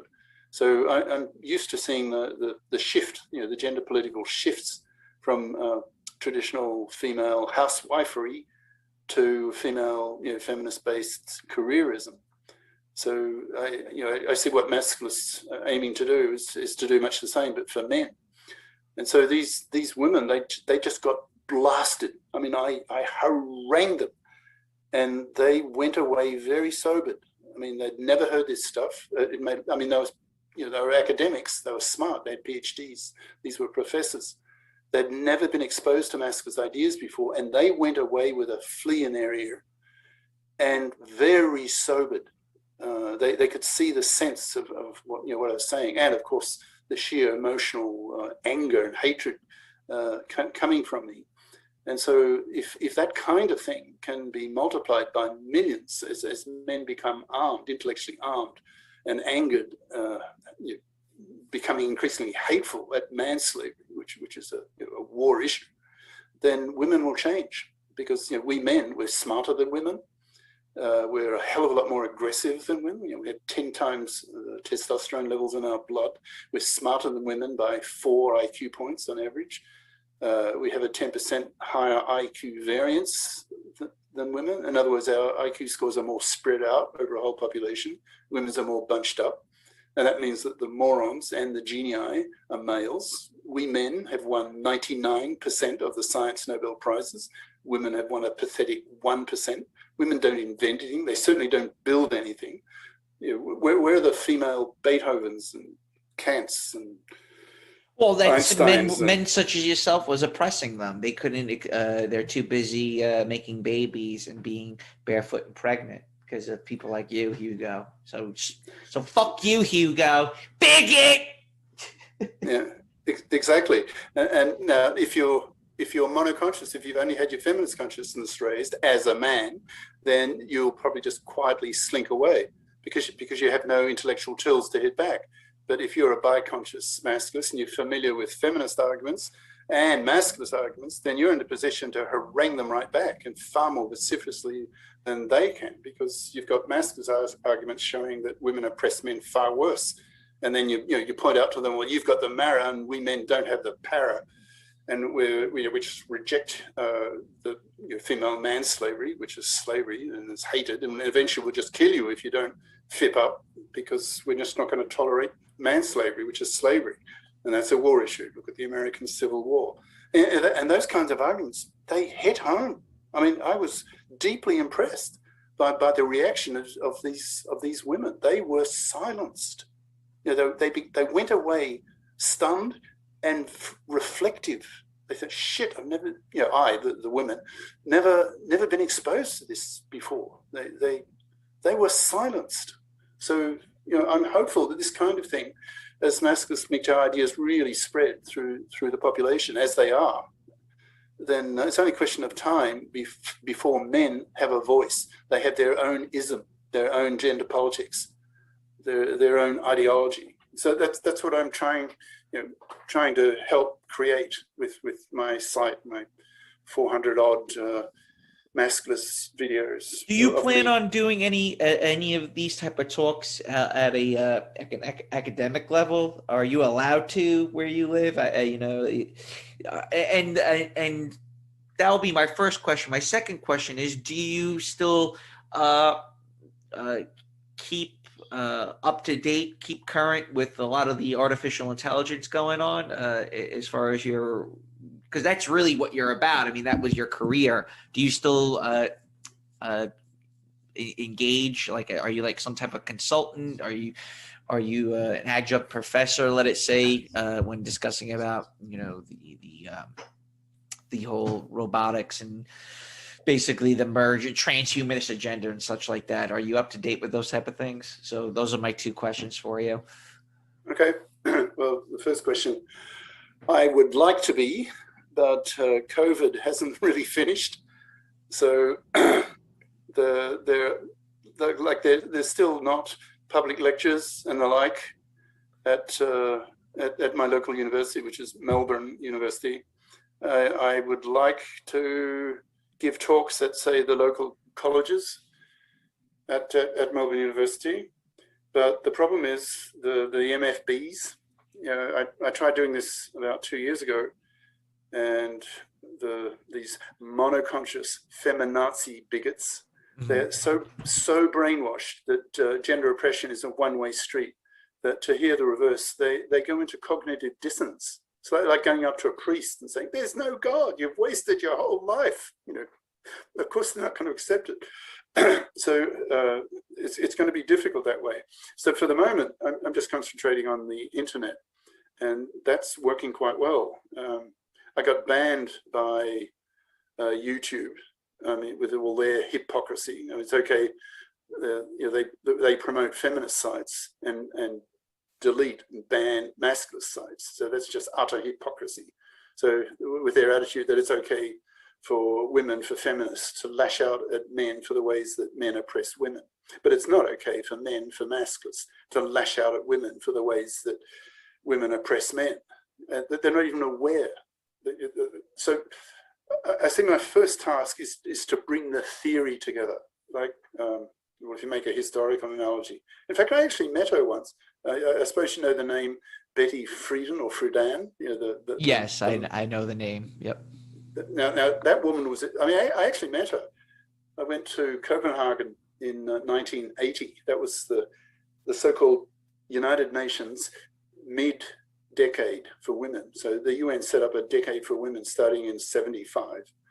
And so 80 was midway, halfway. So there's this huge meeting in Copenhagen in Denmark. So I went up there from Brussels, in Belgium, where I was living, and was preaching masculism to them. And so I actually got a chance to chat with Betty Friedan. Now, she's a genius. I mean, literally, her IQ is 180. I mean, a real genius. And she struck me that she saw clearly that gender oppression is a two-way street. She saw that feminism was just half the story. That was very clear in her head. And I was impressed by that. I said, oh, good. So she readily took to masculist ideas, but most women don't. So we men, we need our own gender politics. We need our own ideology, our own ism, and that's what I'm trying to do. I got banned from YouTube, but I'm on BitChute and Minds. So in fact, every video I put up on my Masculist website, I put 3 links, not 2. So 1 to BitChute, 1 to Minds, but I also put up 1 to YouTube. And I do that deliberately because when anyone hits on the YouTube link, up will come a message, you know, this channel has been deleted. And that's my anti-ad to YouTube, you know, telling the world that masculist ideas have been banned, deleted from YouTube. And so I'm hoping that now BitChute is rising and rising. I get now, well, the day before, when I do my hit count, you know, how many hits did I get on BitChute the previous day? And it was about 400 or so. Now, you know, that's not Sandman level or probably your level, but it's something, and it's every day, right? So these ideas are definitely getting out there. I don't know what you know. Let me ask you, how many MGTOWs would you say there are in the world influenced by MGTOW's ideas? Oh God, it's got to be 1 million. I would say it's over 1 million. Yeah. Yeah, I'd say so. Yeah. And then so, as far as content creators, it's less than 100. Yeah, but that's sort of normal. That's sort of normal. So it's still very like. With any issue, any social movement gets going, it starts with the sages, you know, the intellectuals crying in the wilderness. Call that phase 1. Phase 0 would be just no awareness. So phase 1, intellectuals crying in the wilderness. Phase 2 is then like action, interest groups, like on the internet. And that's where MGTOW and masculism is now pretty much. And then phase 3 is mainstream, you know, when the media takes it up and pushes it onto the masses. And then phase 4, politics, where laws get changed due to these new movements, new attitudes. So I see my role is in phase 1 to try to help create this ideology, this masculism, put the ideas together. And you can say a lot of things, a lot of ideas in 400 flyers or essays, which then get read aloud into videos. So there's a ton of material, lots and lots of ideas in that material, right? You know, over 400 of them. So that's what I'm doing now. Now, your second question, am I active in the field? Not really. I started out as a mathematician physicist. I was a grad student, but I was a boomer. And just a couple of years before I entered university, there was this huge influx of professors to teach the boomers. So there were, no one was retiring. There were no jobs. So after a year or two as a grad student in theoretical physics and math, I realized there's no jobs, so I'm going to have to get out. So I switched to artificial intelligence. So now that I'm retired, I have the luxury to go back to my old love, which is pure math particularly.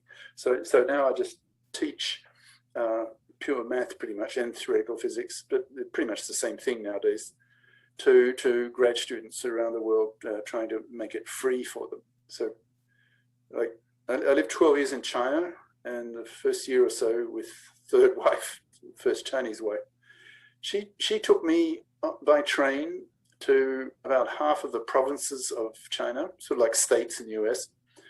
And I'd stare out the train window in village after village. There are over 1 million villages in China. And I'd see these peasants on their water buffalo in the paddy fields.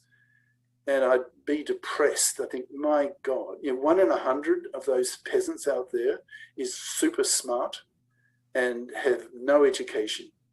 So once they get the internet, and that's now coming, I think last I read about 1 billion Chinese now have smartphones. They have internet phones, and about a third of them use VPNs, virtual private networks, which allow you to go around the censorship of the Chinese government.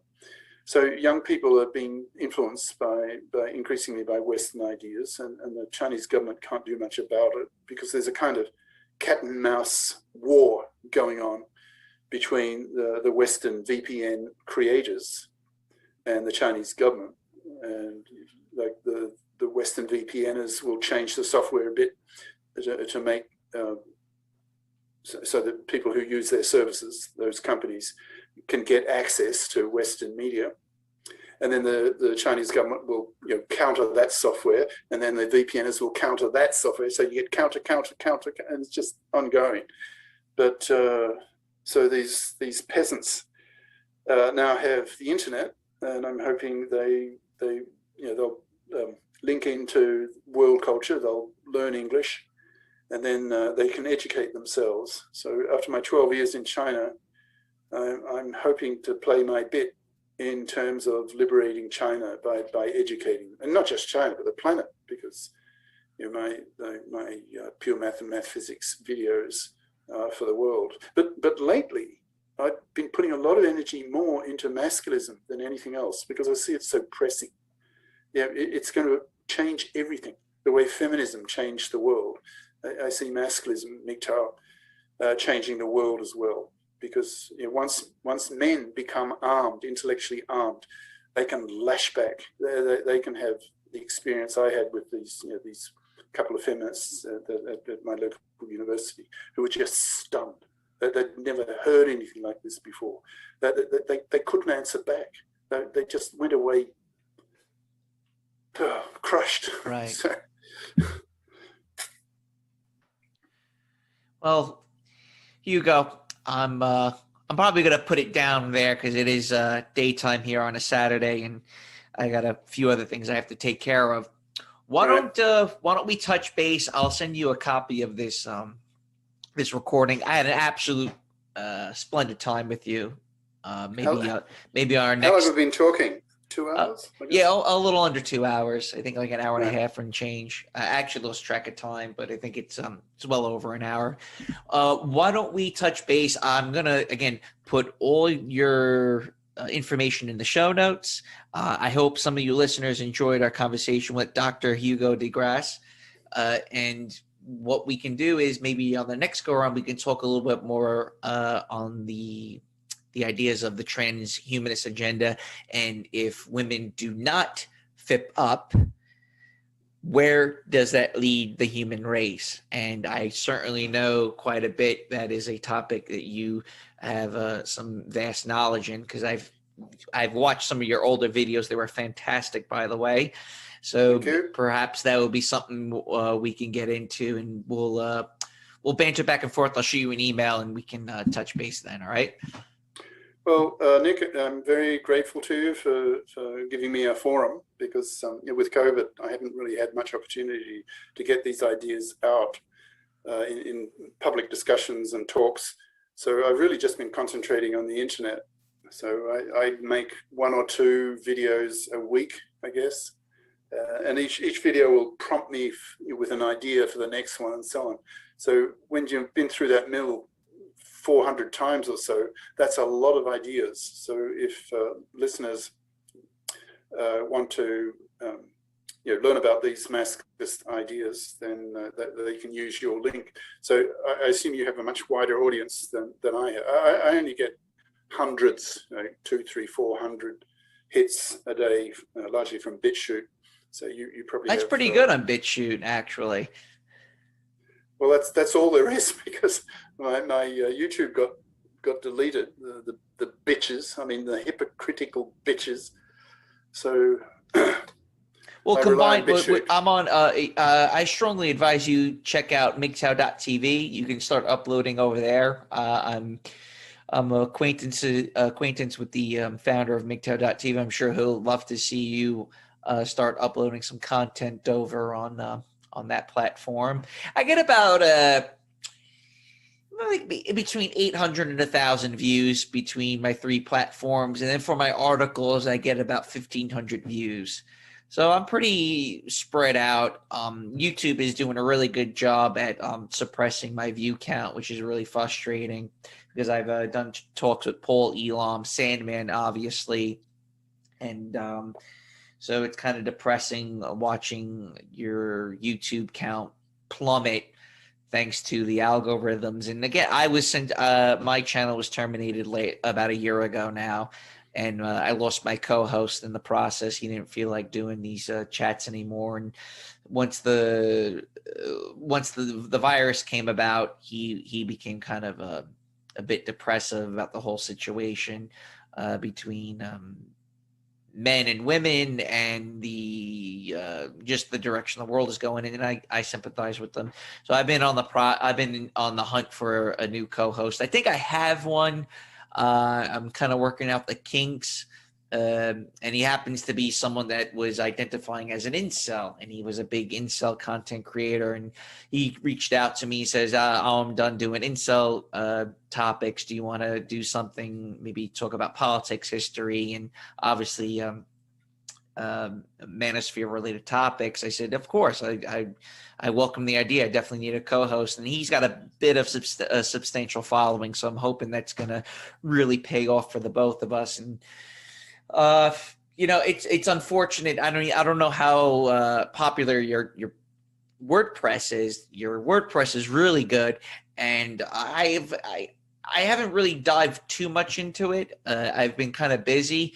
But there are things on your website that I'm going to definitely be able to extrapolate and use for my own live streams in the future. So your body of work has been a big help of mine, and I definitely plan on getting lost in the weeds sometime in the near future. And it will definitely help me out with coming up with some great content ideas. And again, if there's something I see on your website, I'm going to shoot you a message and say, hey, let's talk about this in the near future, and we can do maybe another recording on it. But definitely the next go around, we should get lost in the weeds on the topic of the transhumanist agenda, because that is something I don't know too much about. I listened to a few content creators about it, and it's very fascinating. Love to know more about it, because if women don't FIP up, what's the next stage? And you are definitely a gatekeeper when it comes to that. Okay, so signing off pretty much. Just quickly, what's your personal view on the future of men's lit? How do you see it panning out? If there's no external threat, no wars, and men don't go back to, the kind of being somewhat primitive, if white guy don't act like a caveman, he's done. I'll put it to you that way. How does that sound? If this whole idea of losing with honor and the law is on my side, and each is to his own, if it doesn't bother me, why should I care? If that attitude continues, the pacifism, we're in for a rude awakening. I think microchips, your cell phone's going to be embedded into your head. There's going to be no intangible culture. Religion is gone. I would expect it's like something that maybe like the Matrix or something like that, something on those lines. I'm a big believer. I don't know if you ever read Ted Kaczynski's manifesto. Not thoroughly, but I certainly know a lot about it. I think what he hit all the nails on the head in his writing, and it's really scary because I actually just read it recently, and I actually had to stop reading it because it was so horrifying. I go, this guy saw right into the future, and it was quite nerve-wracking. So I'm about halfway done with that, and I'm actually listening to other people that have written about his work, and they're putting their own 2 cents on it, kind of building upon what he had written and how it can be seen 30 years later, and how much of it's come true with over socialization, feminism, and basically this masochism and self-defeating behavior that we're seeing permeate throughout Western culture. I just don't see how on earth we're going to be righting the ship, especially when there is no leadership in Europe or in the United States or in Australia. There seems to be a general vagueness. I mean, in all honesty, I mean, the president of the United States right now, he's no call, no show. And he obviously has a diminished mental capacity, which is kind of scary. So the United States is somewhat rudderless, and it seems that there are a lot of people fighting for the wheelhouse on the direction of the United States, whether it's communism or the neoliberal death machine. It seems that there's now just infighting on the far left on what direction the U.S. and the rest of the world, for that matter, is going to be going in. And the only caveats to stopping the direction we're going in happens to be coming from a very small, minute portion of the world's population. And even within those small portions of the world's population, they seem to be kind of coerced and kind of questionable in their leanings to if in fact they're an opposition, because there's always the ideas of a controlled opposition. So as long as it can keep printing money, open borders, basically perverting of the sexes, if there's nothing that's going to really counter any of that, then it's kind of all's lost. And the next question is well, okay, so where do we go from here? Is it going to be mass extinction of the human population, or is it going to be this slow burn where we keep abortion, feminism, trannies, hyperconsumption, hermit living, where you're kind of like in a 400 square foot apartment, 50 square meter apartment, in a high rise, where you kind of just this elegant extinction through video games and avocado toast. So there's that's kind of my way of looking at it. I don't know if I'm rambling or not, but I'm sure you can digest what it is I'm trying to convey, where, it's one or the other, mass extinction or the slow burn extinction. And my assumption was that it was going to be this slow burn, and for whatever reason, COVID has somewhat exasperated that to a certain level, and we got to see how they're going to mend this bend don't break economic model, where they kind of stress testing what they can and cannot get away with.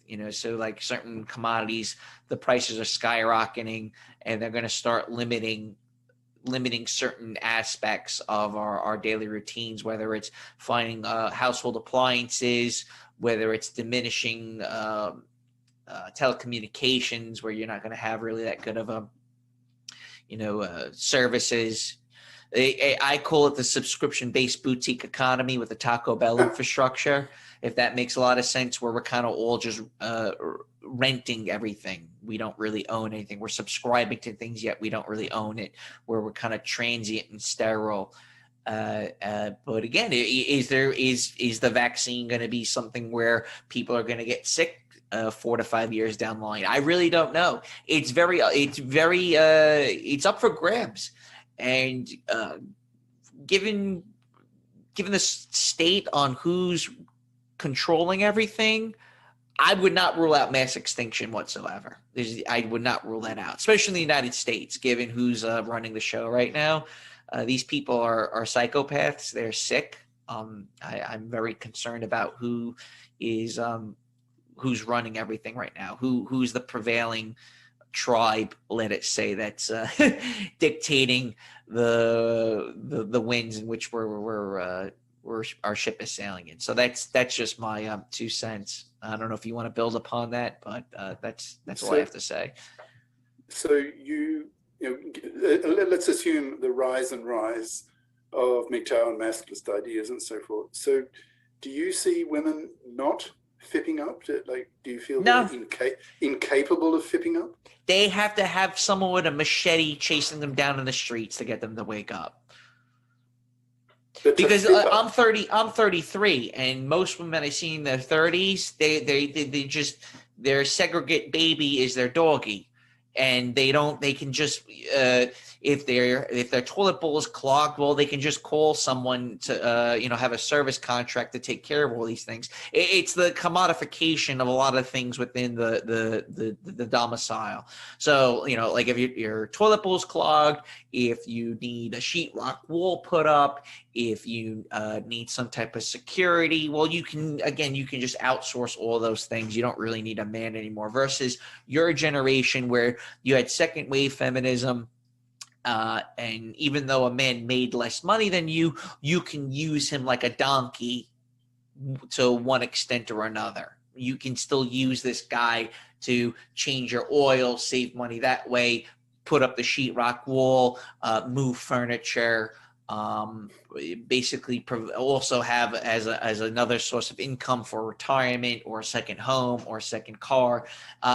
Women don't see that anymore. They find that men who make less money to be redundant and quite annoying at that point. They just don't find men they don't find men's utility that important anymore. So they kind of just look down on men. Again, I'm really beaten on the white woman part, because black women don't act like that, and Hispanic women most certainly don't act like that, nor do Asian women. So a lot of these problems that we're being subjugated to are through the lenses of a Caucasian European woman, where I think like African American women have kind of hit rock bottom at this point, and now they're like, you know what, fuck this. I want a guy who can take care of me and provide for me and respect me for who I am.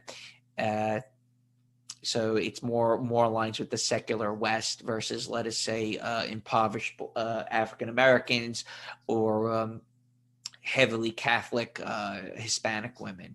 And mind you, Hispanic men are quite brutish. They just don't tolerate a lot of the neo-Victorian Anglo bullshit. Even for myself, I'm Italian, and a lot of that shit makes no fucking sense to me. We'd be classified as classic misogynists as Italian Americans, because we're more on the line of a Catholic thinking, where I'm a guy.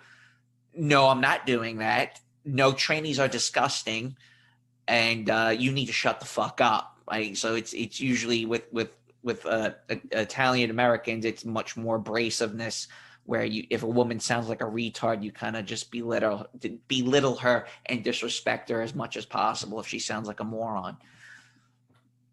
That, again, I see it more of like a air quote white dude problem. So like a white wonder bread white dude from Missouri who identifies with his Tommy Hilfiger jeans and his favorite rock album. That guy's got a big problem, versus someone who has less of an identity issue. A person with a lot of tattoos, let us say, would be going through some type of identity crisis, versus someone who does not. It really is grounded in some type of tribal cultural lens. And, here's a funny thing. So I tried reaching out to like a few of these guys that would be considered like nationalist, protect England, protect France, protect America, or as I like to say, my white baby making. So I reached out to those guys and I told them, hey, I really like your show. I think, you bring up some really good points. I'd love to interview sometime. Would you be interested in coming on my podcast? And they rejected me and disrespected me, saying, oh, you're a MGTOW. I don't talk, you're part of the problem. And I just went off on them. I was like, I ripped into them on so many different levels. And I'm like, okay, smart ass. What do you got? What are you going to do about it? You got a plan? I'm here. I'm listening. What do you got? And obviously they had nothing, which is more of a reason why I believe in the whole MGTOW philosophy, which is, hey, my neighbor's house is burning. I'm getting the marshmallows. I'm getting the graham crackers. I'm getting the Hershey's bar. Okay. Because, hey, this shit burned. I tried telling all you guys about it. I'm just going to party on. Right. And I get that from Turd Flinging Monkey, that he has that same attitude about it, where if you're not going to attack the root cause of these problems, then all you're doing is engaging in semantic acrobatics. And I have no time for that. You have a problem. You have a problem with women's voting patterns. You really do have a problem with women in general, especially this past year, where we're kind of absolute hysterical over a handful of grandmas dying that you have to shut down the world's economy. Are you crazy? No straight man is going to be okay with this. But as you can see, the bureaucracy is geared towards women. It's run by women. The corporations, the government latch on to women's emotional needs and wants. And again, it's mostly white women, because no Asian woman can honestly attest to saying this is normal. Even again, black women or Hispanic women, they're like, yo, I gotta eat, I gotta go to work. But if you look at who has the ability to do Zoom conference, you look at who air quote is essential, you look at who is still able to be employed. Well, it's an affluent white female problem that you actually have. And these women have a limited time horizon. They can't see down the line what's coming, where they might actually become a minority and be regulated as second-class citizens. And I will say that the promotion of Disney World and the elevating of Western women to such trophy status is deliberate, because eventually they're going to yank that down and ruin their lives. And they're going to be like, well, which way? What do we do now? White guy, you going to help us? And there's going to be no men to help them in the long run because of their nasty attitudes. So assume MGTOW, masculism and so on just rises and rises. How do you see women reacting? I want to say bestiality. I don't think women have much of a sex drive, especially again because they have everything. So if they have everything, they don't need to really put out. You see what I'm saying? No, I mean more in the sense of economics. With men, you're putting enormous moral pressure on women to fip up and so forth. How do you feel they'll react? Otherwise, they just get rejected. They just become manless. They're just going to continue. They're already getting rejected, and they don't know how to take on responsibility. Yo, it's your attitude. It's you. You're fat. Guys don't want to be surrounded by dogs and Netflix movies. So look. They share a total different culture. Their world is nothing like a man's world. And again, I was mentioning to you earlier in this chat that if you go to third world countries, the men and women share the same, like this biosphere. They share the same, they enjoy the same music, they enjoy the same food, they enjoy the same things. There's some type of solidarity where there is absolutely no solidarity between American men and American women. Everyone's got their own little cultural identity. right? So it's the atomization, the depersonalization, this fragmentation, where they don't really give a shit about their own people, let us say. Even again, bring up the whole Italian American thing. Italian Americans are horrible to each other. They're disgusting. I have very little respect for a baby boomer Italian man. How he'll hire Pablo for $5 an hour versus his neighbor who needs to learn a trade or something like that. I grew up in that. I grew up, and at the same time, I was belittled by a baby boomer for not having a specific skill set. I had to go to a trade school. I had to pull money out of my own pocket, only to lose my job to someone who just got off the boat from Guatemala. And they just didn't want to train or teach the younger generation how to do specific things. And on top of that, you have women who are totally uninterested in a, let's say, like a working class, blue collar type of guy. I don't necessarily identify myself as blue collar, but I certainly sympathize with blue collar people because I see that's who's really under the nail at this current juncture. Now, going back to what you were asking, will women FIP up? I have an original thesis, a 20,000 page document on MGTOW. And I wrote that long before I started doing these live streams. I wrote it when I was living in Southeast Asia. And I wrote that I thought women would FIP up. I thought that women in their 30s would, change gears and start acting properly. But no, I'm now 33 now. I wrote that when I was 25 or 26. So there's been some time in between then. And I just think women are just going to be more depressed. You're going to have one set of women that are depressed and they're taking pharmaceutical drugs. And then you have another faction of women who are out partying, acting like they're 20 years old. And not really maturing. I mean, you take an average 25, 26-year-old white woman, you ask them, oh, do you plan on getting married? Do you want to have children? And they'll be like, fuck no. I want to travel. I'm going to travel and see the world with my doggies. And it's like, oh, man, this girl has no idea what's coming down the pike. And again, it'll be men's fault. They'll try blaming men one way or another. And what they'll do is they'll get the government to do something fucking crazy and bizarre to extrapolate more money from single men, a bachelor's tax or something like that. So okay. I like your optimism with the FIP up. I'm totally with you. I really do hope it does come to fruition. But once a man and a woman are in their mid-30s, they have a good idea on who they are. They don't really have an identity issue at that point. Everything's kind of set in stone by the time you're in your 30s, right? So even myself, like, I'm not really going to be negotiating with terrorists versus when I'm 20 years old. So if there's a girl who's 20 who's really hot and I really like her and I'm the same age as her, you're willing to compromise. Like, oh, I really like her. Maybe I'll do this for her or I'll listen to her story about her mom for the next 2 hours. It's not that big of a deal. Versus when I'm now 33, I'm less likely to listen to that story. I'm less likely to go out at 2:00 in the morning. I'm less likely to do a lot of these different things because I know what it is I want.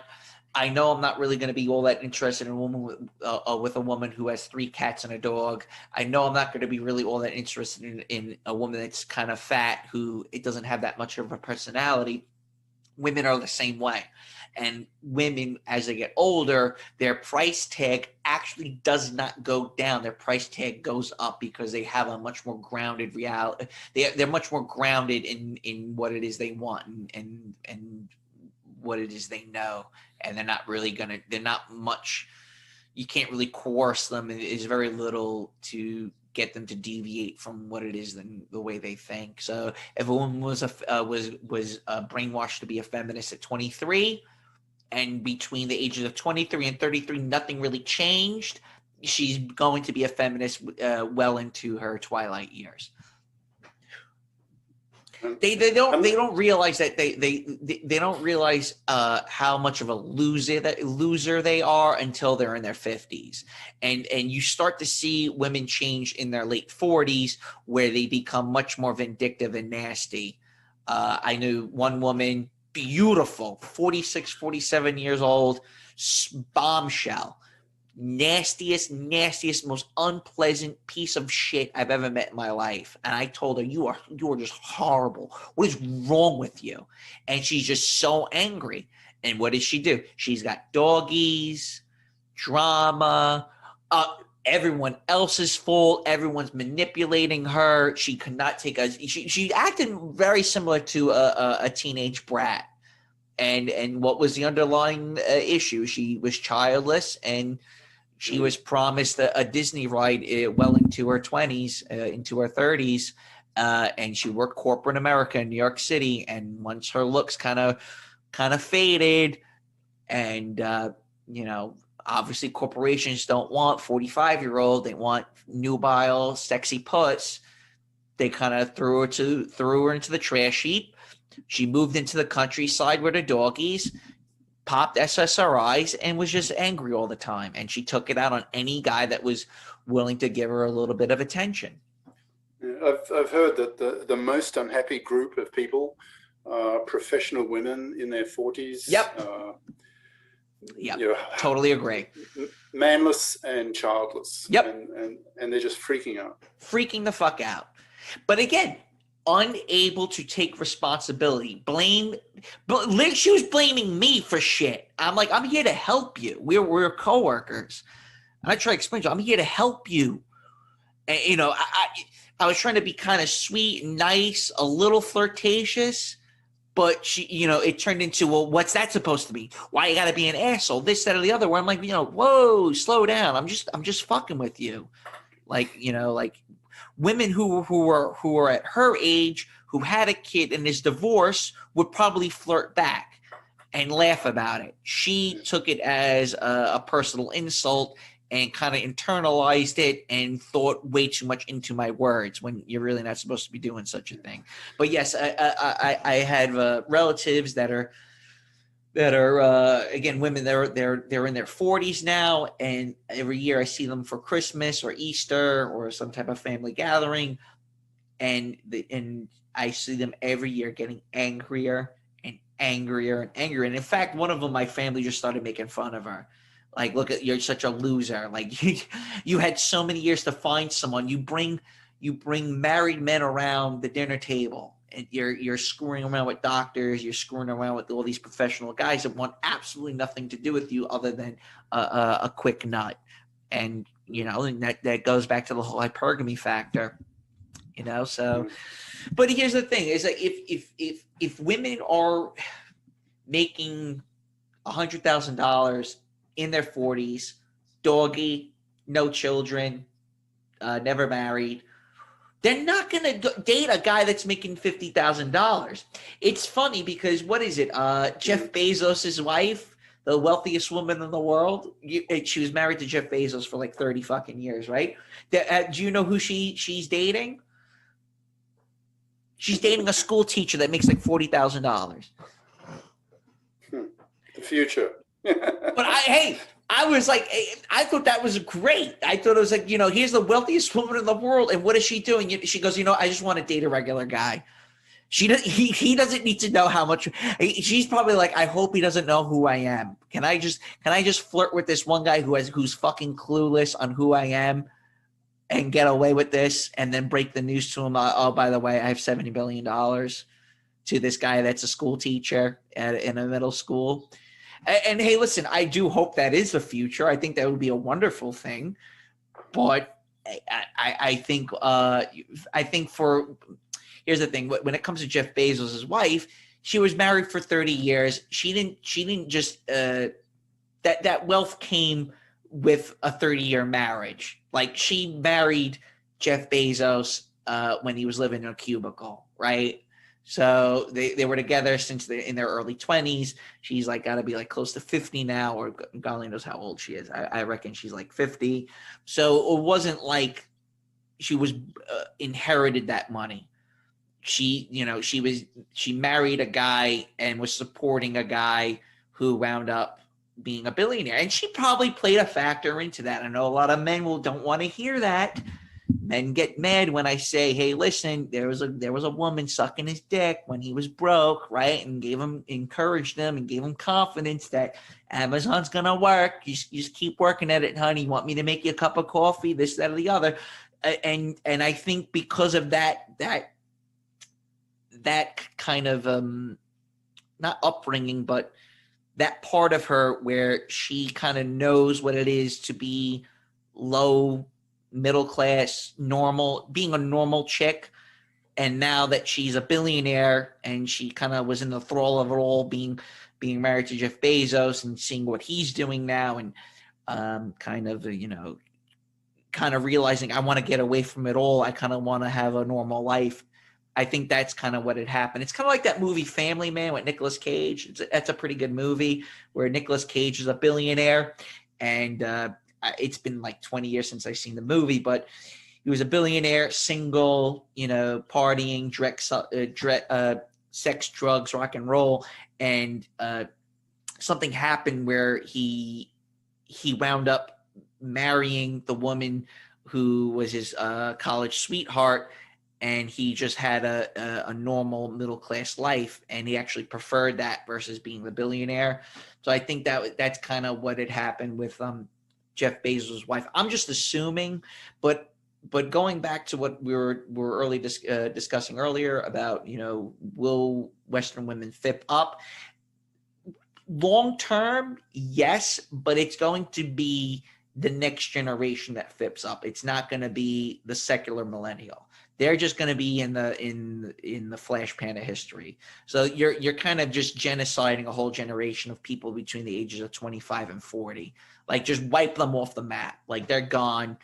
And once you have some type of this economic reset where you're no longer have a how do you say, safety net of pensions, medical, owning property outright, things like that, you're going to regress to the mean where you actually need a family to support you throughout your years. You're not going to be, let's just say you're not going to have a home care aide when you're 75 in the year 2100.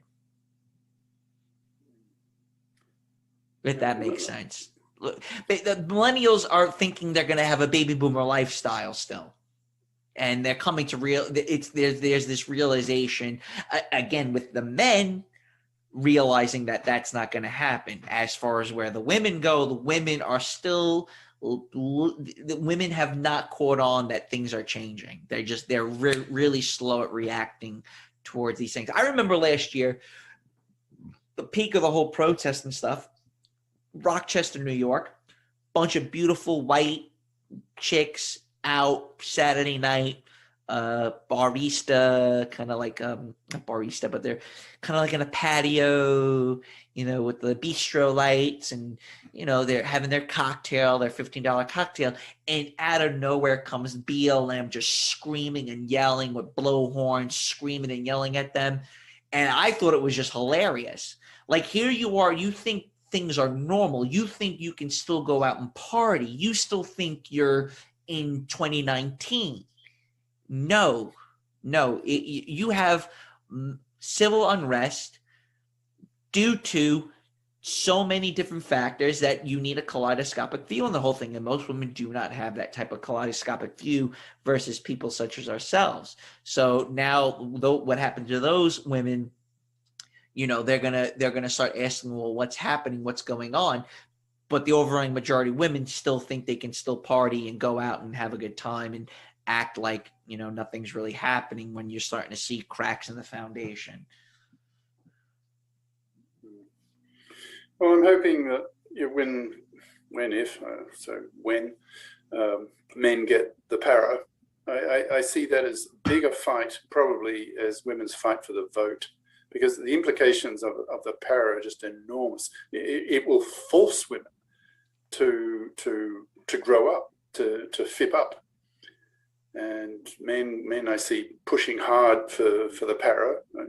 I see that as, like, if you go back to the history of feminism in say early 1800s, and it took a while for women or the feminists to more or less crystallize on the idea that the vote was absolutely essential.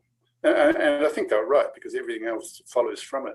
So I see something similar happening with men, and that'll be the push, the political push for the para, and it will force major changes in culture and society. Women will just have to grow up, because they won't be able to parasite on men anymore, because the Masculist MGTOW ideas will just block that. Men just won't tolerate it. They're not going to accept one chance in four of being financially massacred in this hated, fluffy feminist divorce court system. So men will just force the issue, and women, if they don't flip up, they're just spat at. Just harangued out of the room. You vile, manslaving, vicious, misandrous, male-dumping, feminazi bitch. I mean, we're men, right? We're smarter than women, and we're a hell of a lot more aggressive. That's my view. All we really need is the ideology to channel all that, and then women will just get blown away. Yeah, I agree. Can only hope so. Hey, listen, let me skedaddle. All right, I had a lot of fun talking to you. We'll be in touch. Hugo, doctor, thank you so much. I had a blast. I'll be sure to send you a copy of this chat, and we'll talk soon. So it's okay. I just I put it up and put it on my site. Yeah, please do. The more distribute, the better it is. Great. Okay. Well, it's been fun, and I'm very grateful because you've given me a venue. So thank you so much. Use the internet. Always a pleasure, man. And we'll work out the kinks as far as time zones go, because I'm happen to be the night owl. So you come along and say you're the night owl. I'm like, damn it, I'm the one that wants to do these at nighttime. But it's all good. That was funny. Thank you so much, Hugo. Please, by all means, upload it, and we'll talk soon. Great. Okay. Take care. Ciao, Nick. Bye-bye. Ciao. Ciao.